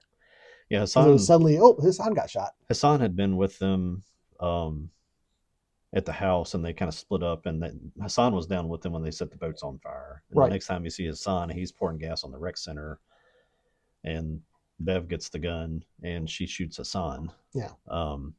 Shoots him in the leg the first time, and I think she shoots him again in the gut. Then Aaron is there, and she gets flattened by the angel. Actually comes and takes her to the ground because Aaron has the lighter, and she's about to torch the rec center. So it starts just mauling her, feeding on her, and I can't remember what happens in the order there, but while I think maybe you come back and you see that after that, Ali sets the church on fire. I think that's first, yeah. And then you kind of come back to Aaron, and while she's sitting there just getting mauled, she's using a knife that she took from Sarah's house, and she's just like slicing up the angel's wings, while just letting it eat her. At one point, even as she's slicing the wings up, it like looks and is like, "What are you doing?" And then she like pulls his head back to her neck. Yeah, I was like, "Oof." Yeah, and it finishes draining her, I guess, and then it flies off, but it's flying off, just struggling to fly because its wings are all shredded up and stuff. And then while she's laying there, she's sort of staring at the sky too, and you can see that she's starting to see the same kind of sky that Riley saw. And you get a flashback to where she and Riley were together, where they were talking about their dreams and stuff. And we can get into that more later. They get into this long rant about what they think happens when they die. Might do that when we get back to their characters. But Annie and Ed, Riley's parents, get everybody sort of gathered together there out in front of the burning rec center and the burning church, and they all start singing. They start singing "Nearer, My God, to Thee." Ali and Hassan go to the beach, or kind of go to a hill. I can't remember if it's all the way down to the beach. They get down, start to pray towards the water. They start to pray towards Mecca. Hassan, while they're praying, just dies in the middle of praying. Paul and Millie have gone. I guess Sarah's died. They are sitting just on this like little bridge together or something. He sort of apologizes to her one more time, and they kiss. And then as the sun is coming up, you see the kids, Warren and Lisa, have gotten to a canoe. And they're out onto a boat off of the island, and they see the angel kind of flying away, but it's drunkenly. It's a wounded moth flying away. They say, "You think you can make it 30 miles?" Yeah. Well, probably not. And then as the sun starts to come up, you get all of those groups. They burn one at a time. Well, the one you're missing is Bev. I was saving that for last because it's the most satisfying part. Ali burns and falls over with his hand on his father's back. and Paul and Millie both go, and then you come back to Bev, who right before the sun comes up is just digging frantically in the dirt. And she sits there for a moment, and she seems like she's like accepting her fate. Yeah. But then she gets the idea to start digging. Yeah. Like a feral animal. See if she can get one more second out of her super happy life. And sun gets her, burns her up while she's digging and screaming. And the like I said, they see the angel leave from the canoe. You kind of fade out to the scene of this whole island burning, and they're in the middle of a verse, and all of a sudden the song just stops because the sun hit everybody that was all gathered together, and They're all gone. They're gone. You come back to Lisa and Warren in the boat, and they're starting to get rained on. The rain. Say it one more time. Remember, you are dust, and to dust you shall return. Yeah, it's the ashes from all the people who have died. It's literally raining dust and ash down on them from all the people that just went up. And Lisa kind of turns to Warren, and I always thought it was like she almost seemed happy or maybe relieved is the right word. Says, "I can't feel my legs," and that's the end of the show. And it's, I guess, I don't know if you're supposed to take from that that's proof that the vampire didn't make it, because that's the source of it all, and the fact that she lost all of her recovery. There was a question at one point during the series where they asked, well, what if you stop the process? Like, they realized, well, this is a process of becoming something else, and well, what if you don't go through with it? And I think this is kind of telling us, well, it might have been that the angel died, but I kind of thought of it was more like, well, it's something that can be reversed if you don't turn. Yeah. So when she dies, she's not going to become a vampire. Yeah, that's kind of my thought of it. Yeah. So I don't know if it's supposed to. It's probably an indication that the angel died. Yeah, you're probably right. I'd say because Paul had the feeling that Riley died, so that introduced the idea that they were somehow like spiritually linked. I guess as a horror enjoyer, you always like that little bit of maybe he did get away. Yeah, but I don't think there's really anything there on that. But I was really surprised, just design wise. I was surprised that they had him fly as well as he could. Yeah, I thought he was gonna like. It puts that thought in there. Jump up and then fall down like in the flames or something. He's got 30 miles to fly. He's not going very, very good. But it gives you that little bit of, oh man, is he going to get it? Yeah. Is he going to be able to get away from this and cause this to happen somewhere else? Or that little bit of, I like those little twists and horror things. The writer doesn't seem to be the type to do like sequels. Yeah, but I think I saw it asked of him somewhere, and it's like, I think somebody was asking, is like, does her getting her legs back, does that mean that like just the blood has kind of left her body, or is it because the vampire died? And I think he's like, it's not because it left her body. I think he was kind of being like, no, we're not. This is final. We're not doing a sequel thing. So I don't think it needs it, because it would just be it would be a completely different story. Yeah. I mean, because it's not like the vampire itself was making the, like, I don't think the vampire chose a priest.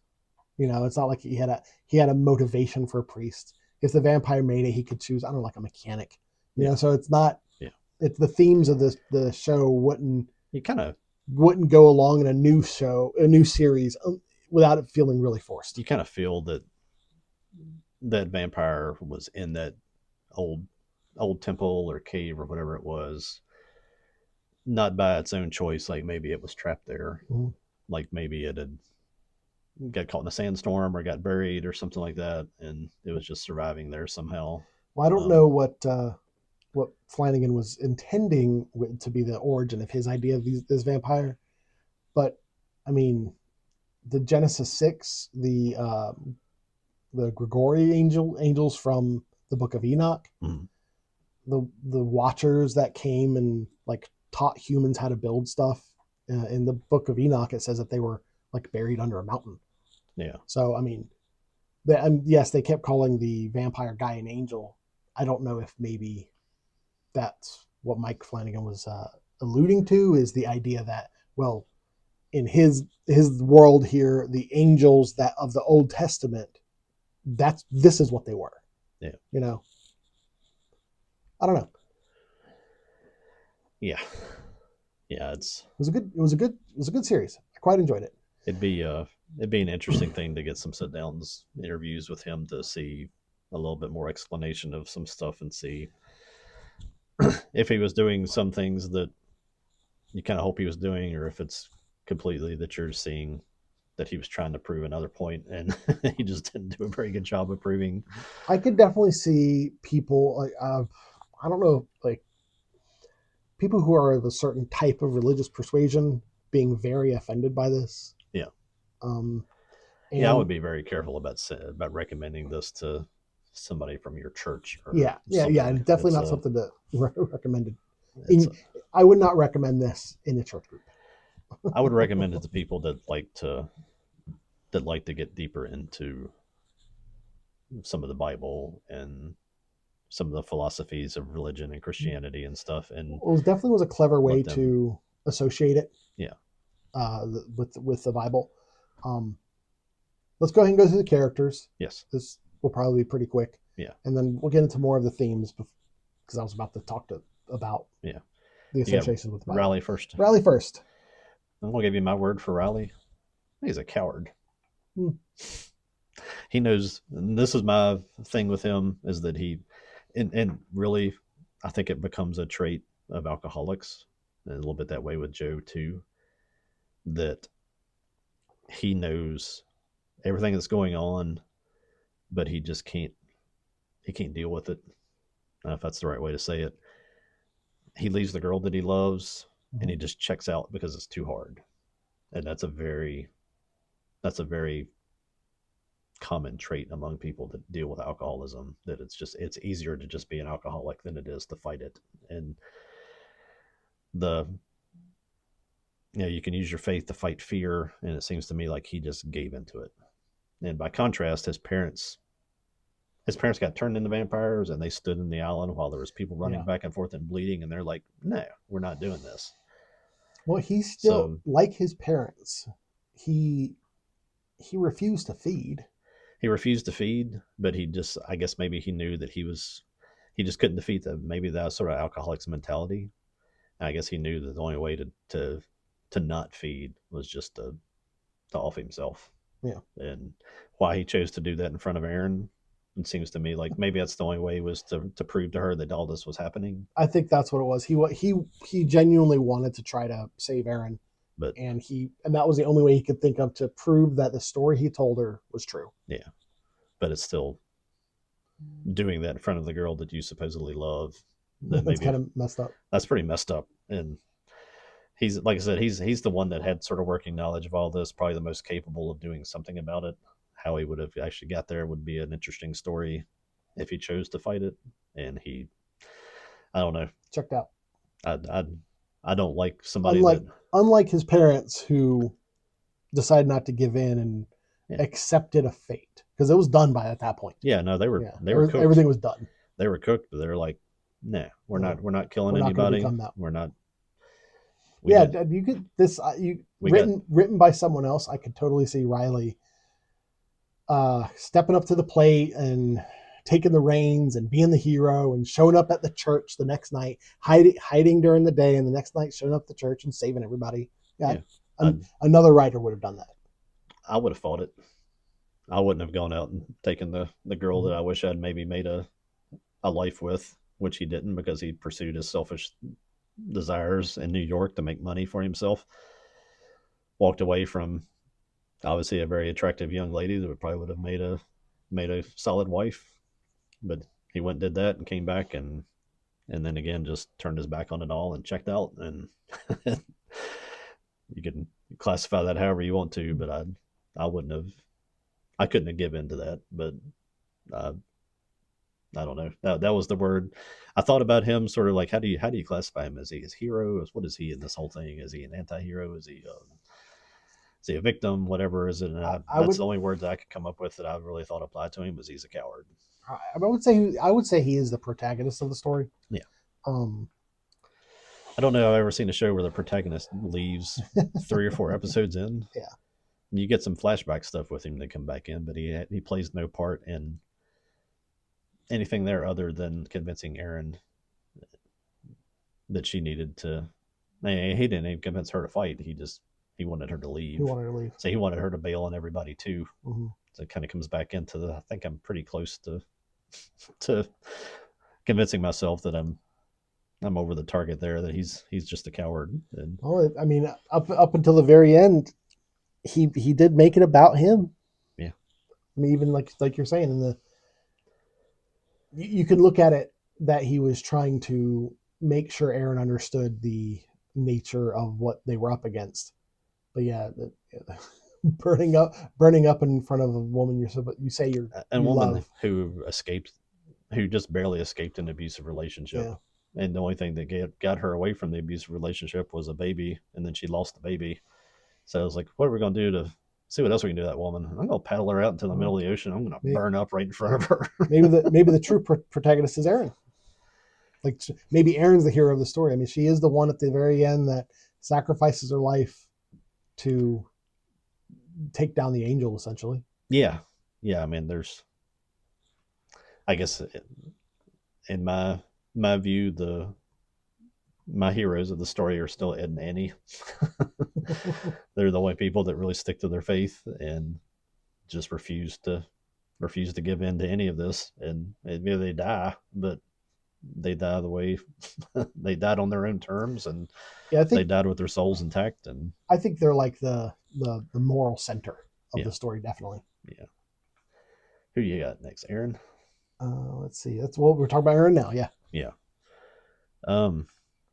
I just looked it up. I might have been a little sarcastic when I was typing some of this. we keep talking about the vampire. We keep calling it the angel, and that is what he's credited as angel. Angel. Yeah.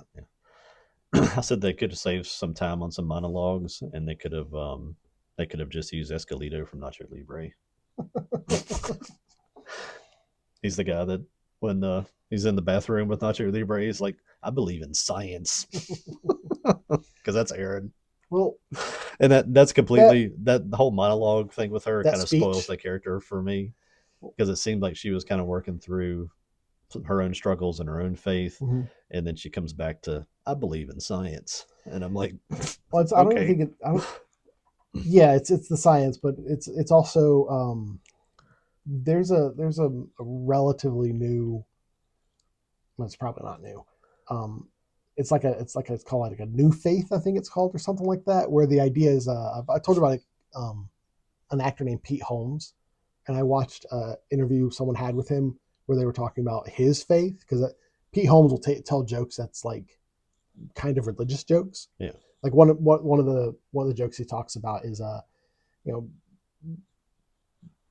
atheists don't believe in anything, and so when you die, you return to nothing. You mean you return to your creator? He's very sarcastic like that. And someone was talking to him about his faith, and it was very much like, we're all Jesus. That was like his perspective. And there is a kind of a movement that's going on to that, where it's like, well, Jesus. whatever Jesus was, we all are that. And that whole thing, that it's not about you, that whole speech where Aaron was talking about, she even said at the end of it, I am that I am.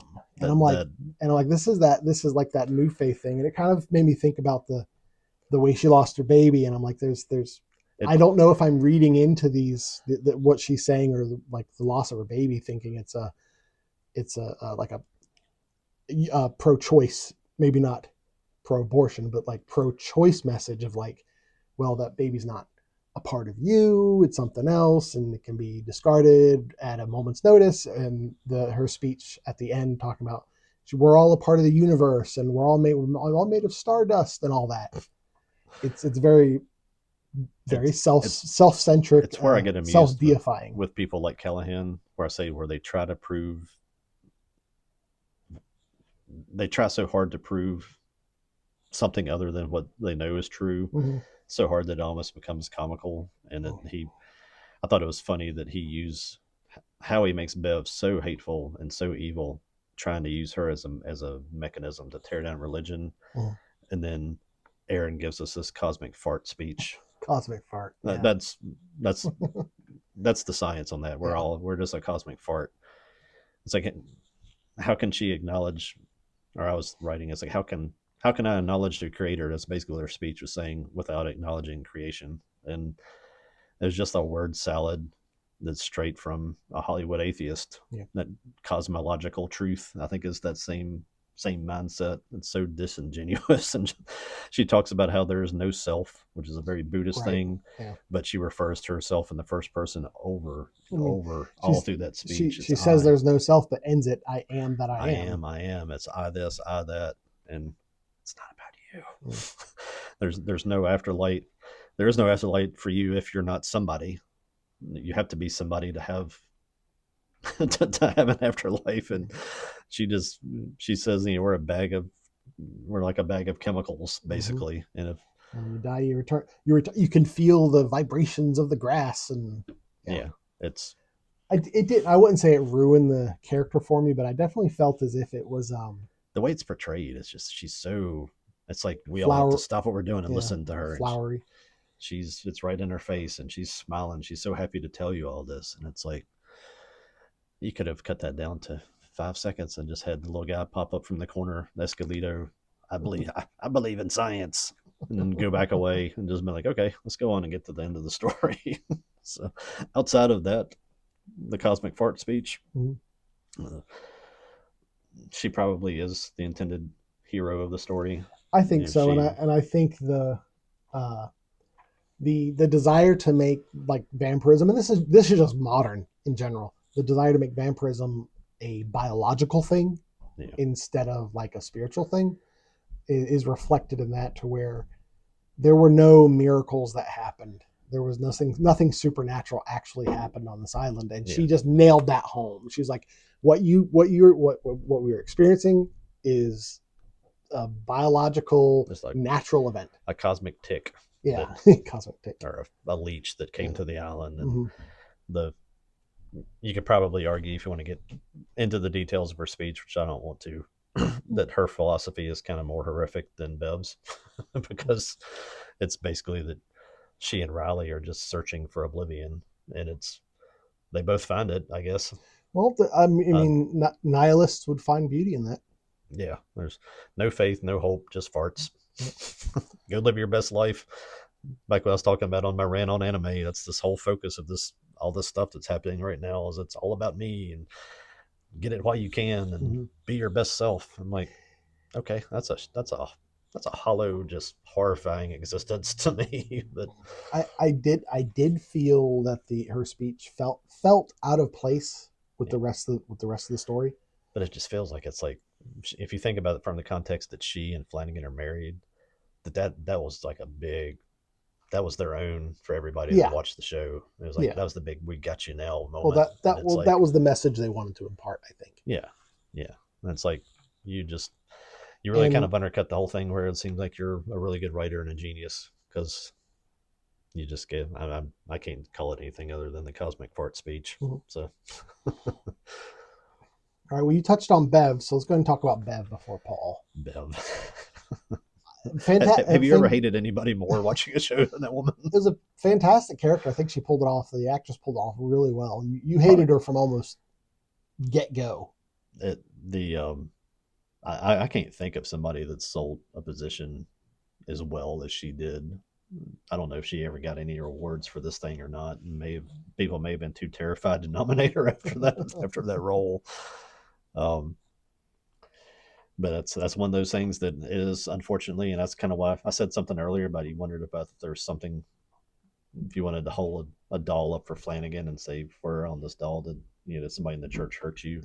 And it's because of people like her that do use that position, and they use their faith to serve their own little petty desires and control people and feel superior. And it's the most corrupted version of religion that you could ever have put on film. And it's if you wanted to take characters and say, this character represents this character represents this, like, I think you could probably do that. The easiest ones would be Bev represents organized religion. Yeah.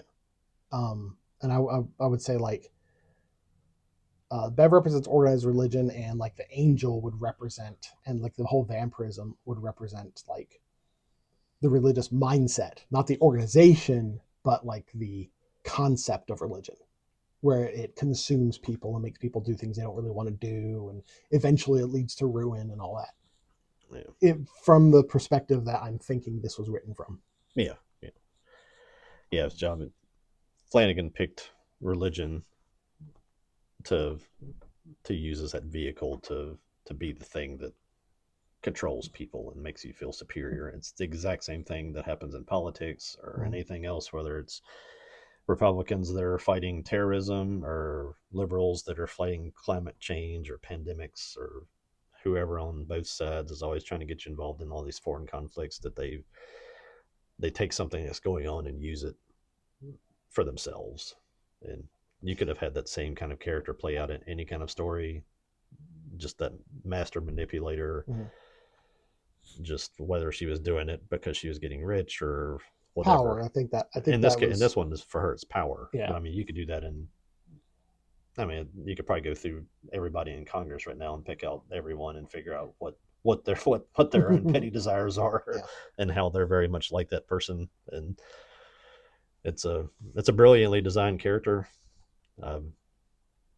It's unfortunate that they use that kind of character to attack religion, but won't use it to attack so many of the other things that are just like it. Like I said, whether you're scaring children with climate change in school all the time, or scaring old people with flu shots and pandemics, or trying to get people to, let's go fight another war somewhere.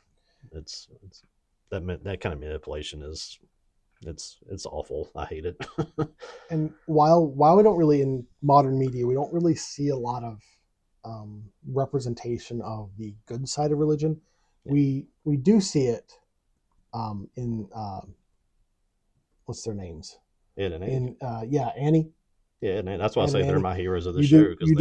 You do see the quieter, more self-reflecting side of faith in them, but in showing religion, pretty much most modern media will show a character like Bev, where it shows the corruption of religion, and I don't think it's an unfair criticism.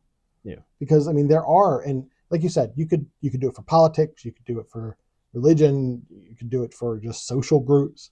There are people who get drunk on that power and will do horrendous things to maintain that power. Yep. And that's Bev. Yeah. Good character. Good character. Bad character. Excellent writing on that. Paul is the path to hell is paved with good intentions character.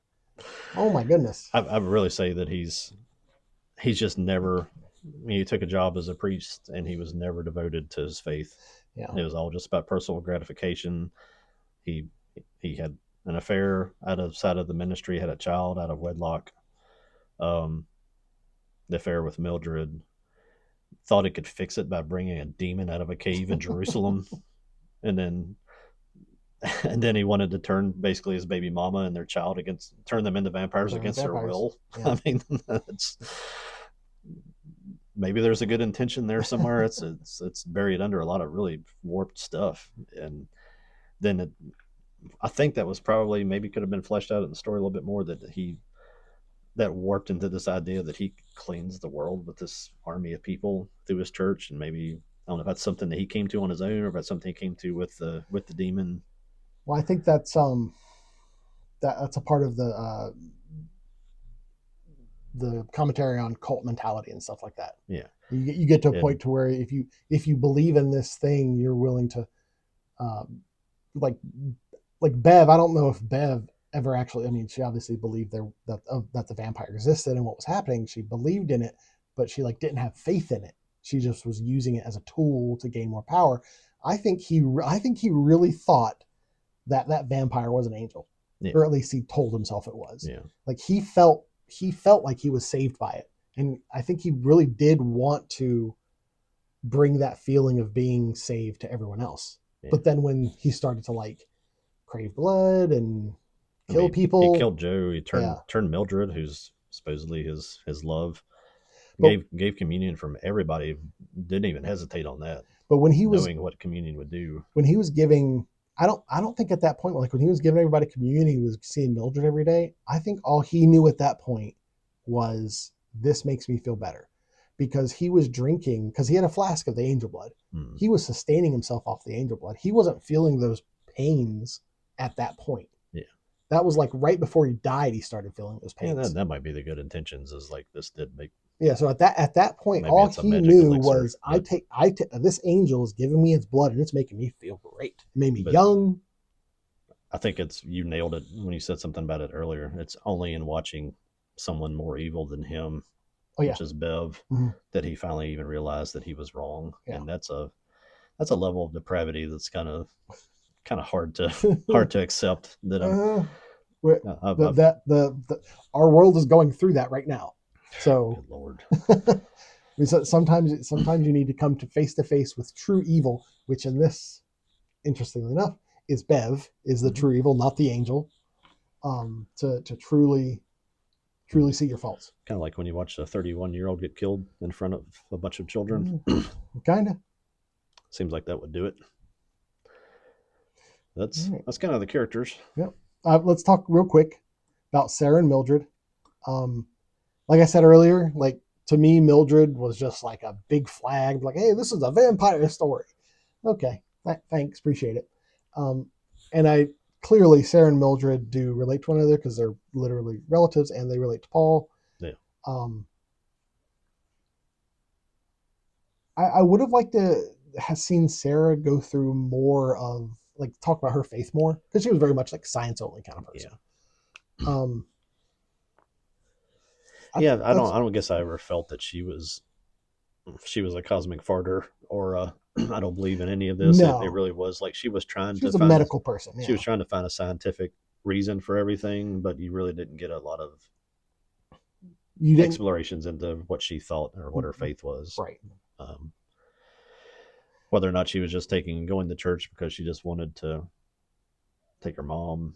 I mean, her mom couldn't go to church until she started to heal. So I definitely think that as characters, they were like the explainer characters. They were their characters. Be like, you need to see. They need to explain to the audience what's going on. Yeah. Lisa and Joe were two characters that were inexorably linked because Joe shot Lisa. Yeah. I thought Lisa did a great job, and I think her character. I feel like her character could have been more of the hero. I mean, she definitely was the hero because she was like alive at the end. She was like the last girl. That was the interesting thing, I think, plot wise, is Warren and her make it off, but they really don't. They really are kind of shoved to the side until right at the end. So maybe working them into that whole story of finding out, and maybe they were the people that would have believed Sarah, or Aaron, when she came back. Right. Especially because of the miracle nature of her healing. And that might have just been we got 7 episodes to do this in, and we don't want to stretch this out too far. Sure. But that might have been the way to incorporate her more into that story. But Joe. I love Joe. Joe is a fantastic character. And both of those characters, the reason I pair those two up is you couldn't have one without the other. Literally, their narratives are intertwined. Yeah. I mean, I always say that I like scenes in movies as much as I like movies and shows. Go back and watch the scene where she forgives Joe. It's just worth watching by itself. And last I want to talk about was Hassan and Ali. Like I said, for Hassan, I thought going into this show that he was going to be like the main hero of the show. I kind of wonder if the main reason they're included is to have an alternate religion to be in there and be like, well, I mean, they didn't really criticize. It helps build your hatred for Bev.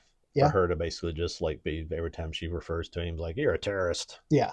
Oh yeah. At one point I forget what the slur was. At one point she actually called him a slur, like toward the end. Yeah. I know she called him dirty a couple times and stuff like that. And showing Ali's pull toward Christianity because of the because of the miracles that was happening. I think very much that that was a message that Flanagan wanted to put out there about being duped by religion. Yeah. Because everybody else besides these two characters were like, they were up for it.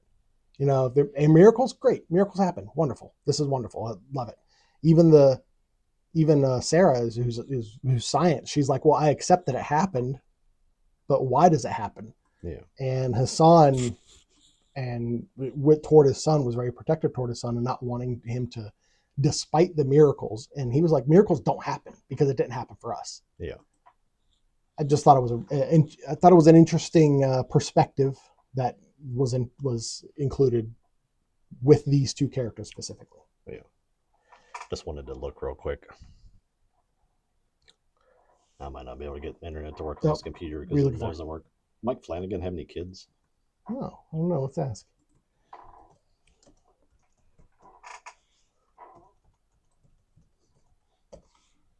Three. Does he? Okay. Says it. I was going to say that's the only miracle that you ever need to see if you want to believe in God and creation, is to just watch childbirth happen. It'll change your life to see it. And I always wonder with people like him that proclaim to be an atheist and write stuff like that into stories, is like, I wonder if they even have kids or what the deal is there. But he's got 3, so I kind of that question for you. Answers that question for me, at least. That's always the first thing I kind of look at when I see people sort of take that stance, is like, how can you watch that happen and not come away and be amazed at that whole process? And if you want to think that happens because nothing exploded and cosmic farts blew wind our way, then I can't help you on that one. That's all right. And is there anything else any other thoughts you have on the show? Yeah. This is the message I take away from the show. And I'm not sure it's probably going to be the same thing. It's probably not what he intended. Just the fact that Ed and Annie kind of set that example, and the town kind of comes around to it in their last moments, is that no matter what your sin is, no matter what you've done, you can always repent and turn to God, even if it's at the last minute. And doesn't mean that you're going to be saved. It's not for me to determine those things. That's above my pay grade. You can, if you repent on death row, does that mean that you're still going to be put to death? Maybe you're still going to burn. It's not nobody knows the answers to that. I don't know the answers to that. I'd rather go out shedding my fear and finding a place of peace like they did, instead of being Bev and digging in the dirt for one more minute. I just, that whole last scene I thought was the most powerful part of the show. And just I think that's a message that could be applied to a lot of people that are in some places and they think they have to stick to these ideologies because they're so committed to them at this point that they can't return. And it's like, no, you can. You just have to decide to do it. The same way Ed and Annie decided that we're not going to do what everybody else in this island is doing. We're just going to stand here and hold each other and wait for the sun. And that's a message I think should get passed on to more people. I think is that you can have sinned and you can have done wrong in a myriad of ways and for a long period of time. And it doesn't mean that you're done. It's that you can change, and the sooner you do, the better for you and for your health and for your soul. But if it's in the last 2 minutes before you get annihilated by the sun and the island of vampires, it's better then than never, I guess. The whole thing that I wrote down at the top of what my little notepad over here is that it's not about you. To elaborate on that, life is not about what's in it for you. It's not about you. God's goal is not to make you happy and comfortable and successful and pain-free. And that's a big thing that everybody struggles with in this show, is why am I having suffering and why am I having pain? And it's about becoming the man or the woman that you're called to be. And that's why I think Riley was a failure and a coward, as it seems that he had a chance to do something and he didn't. Um, the whole, I think it's almost kind of the way he said it at the end with Paul Mm-hmm. when he was saying he had it wrong all the time, that it's you need to give glory to God, and it's about being on God's side and not twisting the world to be on your side. And that's a huge problem in the church right now. That so many people are twisting the message to fit their little narratives of whatever it is they think is important, or whatever their identities are, or whatever. And that's a I don't know if that's the point that Callahan meant to make, but it's the point that I took from that little, when he yelled and he went back into the church at the end there. That selfless service. Um, I tell you, I think I've told you before, and I want to do a show on it at some point. I watch The Fisher King as my Christmas movie every year. Maybe we can do that sometime. But it's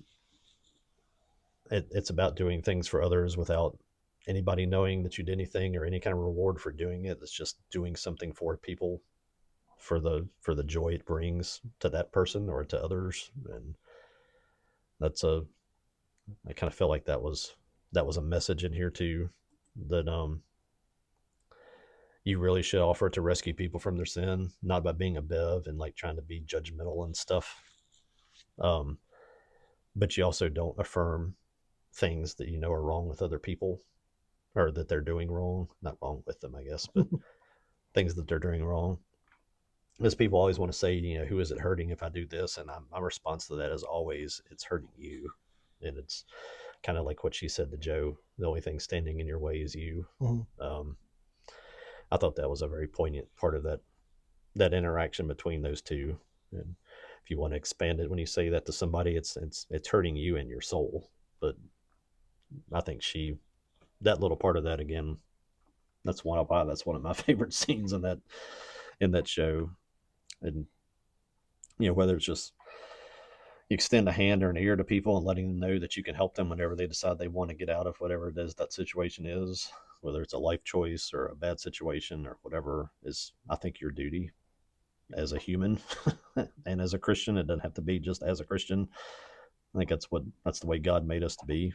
And like I said, I think in the end, just people getting it right, even if it's only for a minute or two, then just to be snuffed out like a candle is better than a life of never seeing the truth or getting it right at all.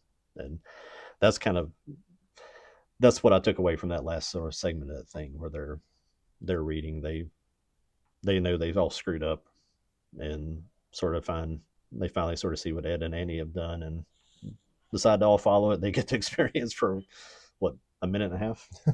Right. But I take that minute and a half any day over going out like Bev did. Bev just digging in the dirt like a dog, seeing if she could get one more minute out of it. So that was kind of my splitterment of final thoughts on that show. There's, like I said, I could turn this show into months of shows, going through point by point and elaborating on a lot of those ideas, but we got to stay within our bounds of, of our show. So I think it's a little more humanist than you took away from it. I can see the perspective yeah, that you've got, but I definitely think, especially in the fact that he took the vampire story and again made it biological, like yeah, we want to do that nowadays just because that's what we find interesting.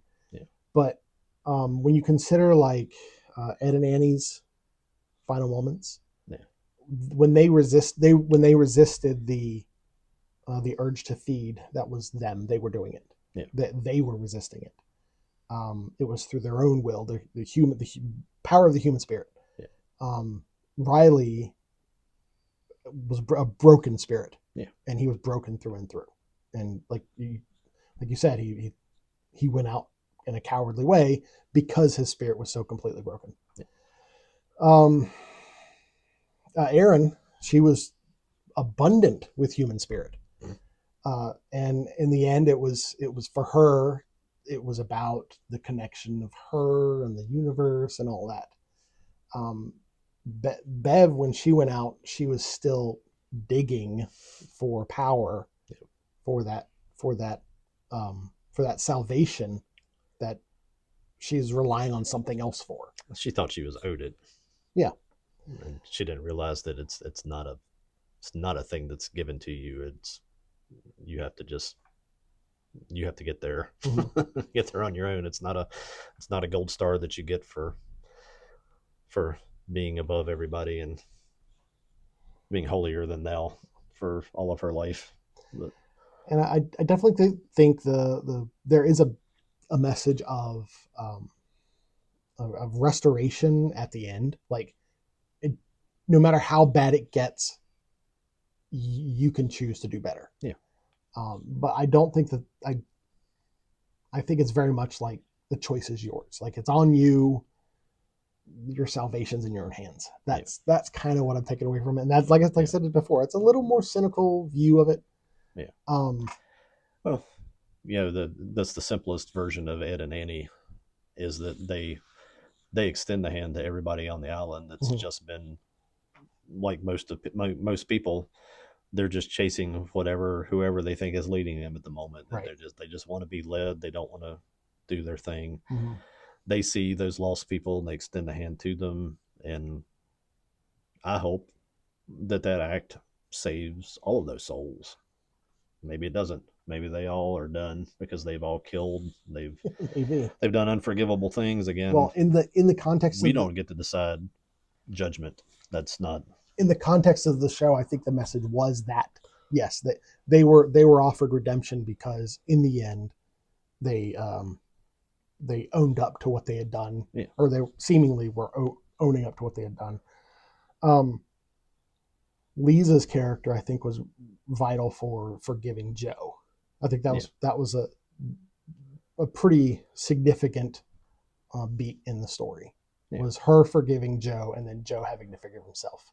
Another message that ought to be shoved out into our culture a little bit more is that young lady, all this hatred that's been building up inside of her, as she let it all go and forgave, instead of, she didn't tell Joe he owed her anything. He didn't want anything from Joe, just pure forgiveness. Mm-hmm. And all this, whatever you want to call it, historical punishment culture, reparations mentality stuff, where all these people think they're owed things for stuff that didn't have anything to do with them. I think that was in my anime rant, is if it really bothers you that much, then get your thoughts together, forgive whoever you think you need to forgive, and move on with your life, and stop dwelling in it.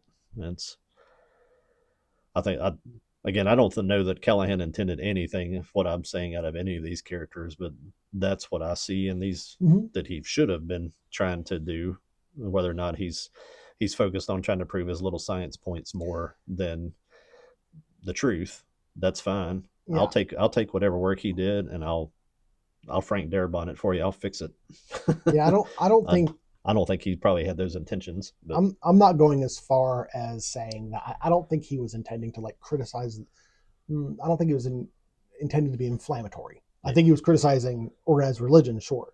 I don't think he was intending to be inflammatory toward it. He was just showing these are the pitfalls of faith and religion and organized religion that can cause people to do evil things. Yeah.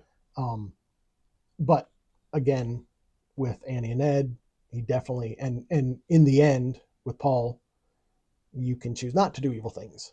You can at any point you can say, I'm done. I'm going to turn. You can make mistakes. Everybody sins every day, whether it's in deed or I've said it to you before, I think in texts, the sinning in thought part. Mm-hmm. I've got some marks against my sheet there. I don't act on very, very many things negatively, but I think some bad things. I think a lot of bad things. Yeah, we all do. When you see some things that have happened, like have happened over the last couple of weeks, I think a lot of bad things. But just the being able to, you're not going to go through life without sinning, but making the effort to be like Eddie and Annie, or Ed and Annie, and is the goal. And also, I could definitely see a message about awful things happening to you. Like sometimes the awful thing is something you do, such as Joe and Riley. But like Lisa, all the townspeople. I mean, even Paul. Those were awful things that were like inflicted on them, and whether or not they choose to see the good in it and Yeah. use that suffering for good. Yep. I'd be interested to hear about um, what events Mike Flanagan has talked about that has led him to I make this mentioned the show. Fisher King. That's the whole thing of that, is that taking all of those bad things that have happened to you, and instead of focusing on them, Mhm. you release it all by doing for somebody else. Right. That's the whole story of the Fisher King. That's the Fisher King, and however long it took me to say that. And that's why I watched that movie over and over. I showed it to my kids. I've talked with my kids about that, and about how this, I know this is such a random movie, but this is the message I want you to take out of growing up in my household, is that. So, and and I see a lot of that in this story. And again, I'm sure that's not Flanagan's meaning for all of it. I'm sure he has his own twist on it, but again, I'll be glad to fix him and help him write his stuff a little better. If he needs help next time, he just needs to call. And I wanted to show this image just because this was the image that I saw. Like, this was the one image that I saw before I watched the show. It's the image of the angel with his wings wide open. Yeah. See, I had no idea of that. I think seems like the picture of that was on Netflix was something more like that. Okay. Like, I don't think there was any reveal of the angel. I don't know where I saw it then. Yeah. Well, they've after stuff is out for a while too, they changed thumbnails and stuff on services, so they may have been like, this has been out long enough, we can throw the angel into it or whatever. But possibly, I think I saw something more aligned with that. This is just we're pointing at a picture of the townspeople there holding candles, Paul in the middle. So yeah, I had no idea. One thing going back to the vampire, the angel. I miss stories where vampires don't like holy stuff, because that was definitely one of the things I saw, and I thought about this while I was watching. I was like, well, in traditional vampire stories, the vampire would hate all of this. Like, he wouldn't wear the liturgy, like, is that what it's called? Like the cloths. He wouldn't wear that. He wouldn't go into the church. Yeah. I mean, if a priest got bitten by a vampire, he wouldn't be able to hold the rosary anymore because of that. But again, it's taking the supernatural element out of vampirism. I think you're bringing it back more to a demon than a vampire, because that's what Satan wants to be. Satan wants to be God, and that would be releasing one of his people on the world. And maybe, like I said, maybe I don't know what the whole idea of the thing was in Jerusalem, but it always feels to me like it got trapped there, and that's why it was there. Whether it was trying to get back to hell. That's why I was wondering if Flanagan was thinking that, like, well, the story of the angels that came down and took for themselves wives and stuff like that, if that was kind of where he was getting some inspiration from. Yeah. You mentioned The Walking Dead. When you look at how this vampire functions, it functions more like a zombie virus than vampirism. Yeah, or at least the way the Walking Dead version did. Right. Yeah. Traditional zombie virus would have got bitten, turned into a zombie right away. Right. Or within hours, but they kept kind of changing how that worked in The Walking Dead a little bit. But what they came to, where everybody had it and you just had to die first, was. But even the once you change the intense hunger, and I couldn't help but think of Marvel's Zombies. You ever heard of this? I've seen it on stuff where they did zombie Captain Americas and stuff. But I was so done with Marvel at that point that I was like, I don't care what y'all do with those characters anymore. When they first came out with it, like in 2005 or 6 or something like that, around there, I read like the first series. Yeah. And it's the kind of stuff the way they presented the zombies is that they get infected with this zombie virus, they turn to zombies, and it's almost immediate, which is kind of crazy. Like, they get bit, and the next thing they're like half skeleton. It's in the next panel. But anyway, the way that the Marvel characters are still aware of who they are 100% conscious of who they are, what they've done, but they just become overcome with ravenous need to feed. Okay. And so that I've said many times that we've taken the spirituality part out of vampires, and to me that just makes it kind of puts it right more into the zombie category. Yeah. I would have loved to have known in the idea of Flanagan if Paul or any of these people continued on, would they eventually look like the angel? Yeah.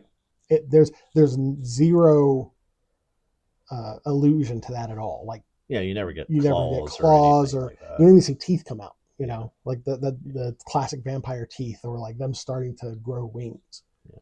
So this angel being just some biological creature that can infect other people and not necessarily turn them into one of him, but turn them like Renfield, turn them into like ghouls essentially. Yeah. It's a cool idea. I think that does a lot more. Like if you watch Japanese stuff where they refer to a lot of stuff in their anime, their horror anime, as ghouls instead of zombies or vampires, because it really is more like this. Yeah. They don't turn gray and their teeth all fall out and they don't turn into like long fingernailed, pointy eared vampires. They just become soulless. Yeah. And that's basically what happens to everybody here. Is they get little glowy eyes and they can see fires in the stars, see your veins pumping. But it felt unique. It felt like a unique and fresh take on the vampire story. So props to Mike Flanagan for coming up with something that deals with vampires and feels fresh. Yeah, I'd sit down and argue with him any day over all sorts of things, but I like his work. So I don't think I've ever heard of the explanation of the vampires being flammable in the sunlight, being tied directly to the blood. Yeah, that was clever. Yep. All right. Well, anything else? How to consume a show like that over a podcast is maybe their approach to a show like this would have been to do a series of shows on this one, because it's a lot of stuff to get into. But we've got other topics to move on to in the future. There's lots of media out there to consume, and this is one from 2021.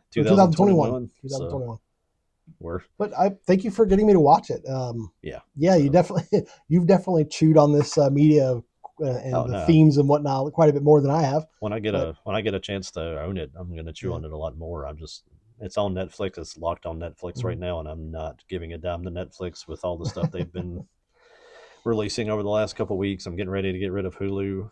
Netflix is apparently trying to out creepy Disney with their stuff, and I'm just like, that's been on Netflix a while. So yeah, we got away from Netflix a while ago. This may have been one of the last things we watched on Netflix when we had it, and I think whatever that show was with the little dance girls, there was a big controversy over that, and I'm like, nah, we're not sending money to Netflix anymore.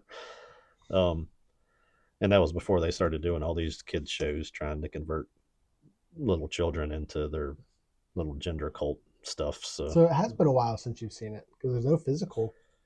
Yeah, I was wondering if you had it physically. No, I've been trying to find a physical copy of this. I've watched it a bunch. Whenever we got rid of Netflix is the last time I watched it, and I'm surprised I can retain what I've retained from it, because most of the time I'm like, what's that guy's name? But I've done this one enough times. I can names have been beaten into your head. Yeah, and a couple of the events I think I've got out of order. Just like, or I have images of guys talking, like having a conversation. I can't remember, like, was that in the rec center or was it walking down the street and that kind of stuff? But I mean, that's not neither here nor there on the story. It's just remembering little details. But one of the things that really impressed me about this show is, well, we kind of touched on it, where if you have one person watching it, they can take something away, and then another person watching can take something else away from it. Yeah. Even though I think everybody could agree there is some criticisms of organized religion specifically.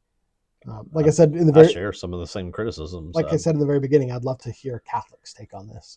I'm sure there's a YouTube video somewhere on that. I'm pretty sure God never said, or Jesus never said, go forth, make churches and form committees. I don't remember that part of the Bible. A Catholic might disagree with you on that. I think I think I might have had that exact argument with someone at some point.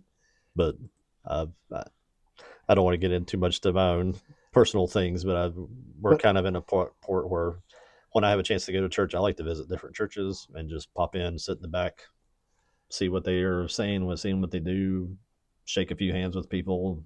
Unfortunately, because of what I've done in the past, job wise, and who my parents were, a lot of people know who I am, and I can't sometimes get away very quickly. But I'm not there for the organization. I'm there for the church, and the church is not a building. It's church is where your belief is and where you are. But, all right. Well, our next episode is going to be desserts. Yes. So that's essentially the stuff that we see that's coming up that we're like, hey, that's kind of interesting. Yes. Yeah, and it's becoming a hard thing to do here lately. It is. I felt like I was scraping the bottom of the barrel. I was scraping too, but we got a few things. So we'll scrape a little bit, and there's food involved with dessert too. There's food that we got some. We're gonna go try that. We need food. Yeah, we need food. We do have a Twitter account. It's a dim sum podcast. Yeah. So we'll put that in the. We need to start putting that description. Across the little thing. There. Yeah, put something there. Yeah. But we'll put it in this description as well. Where's the subscribe and the like thing supposed to be? Is it somewhere? Like and subscribe. But we'll get better as time goes on with community building or social media or whatever. But yeah. But for now, that's our rant. Thanks, Joel. That was a long one. Yeah, but it's worth it. Yeah, need some coffee. That's not yet. That's coffee services in a while. Right. I'm still getting some coffee. All right. Well, until next time. All right. Later. See you.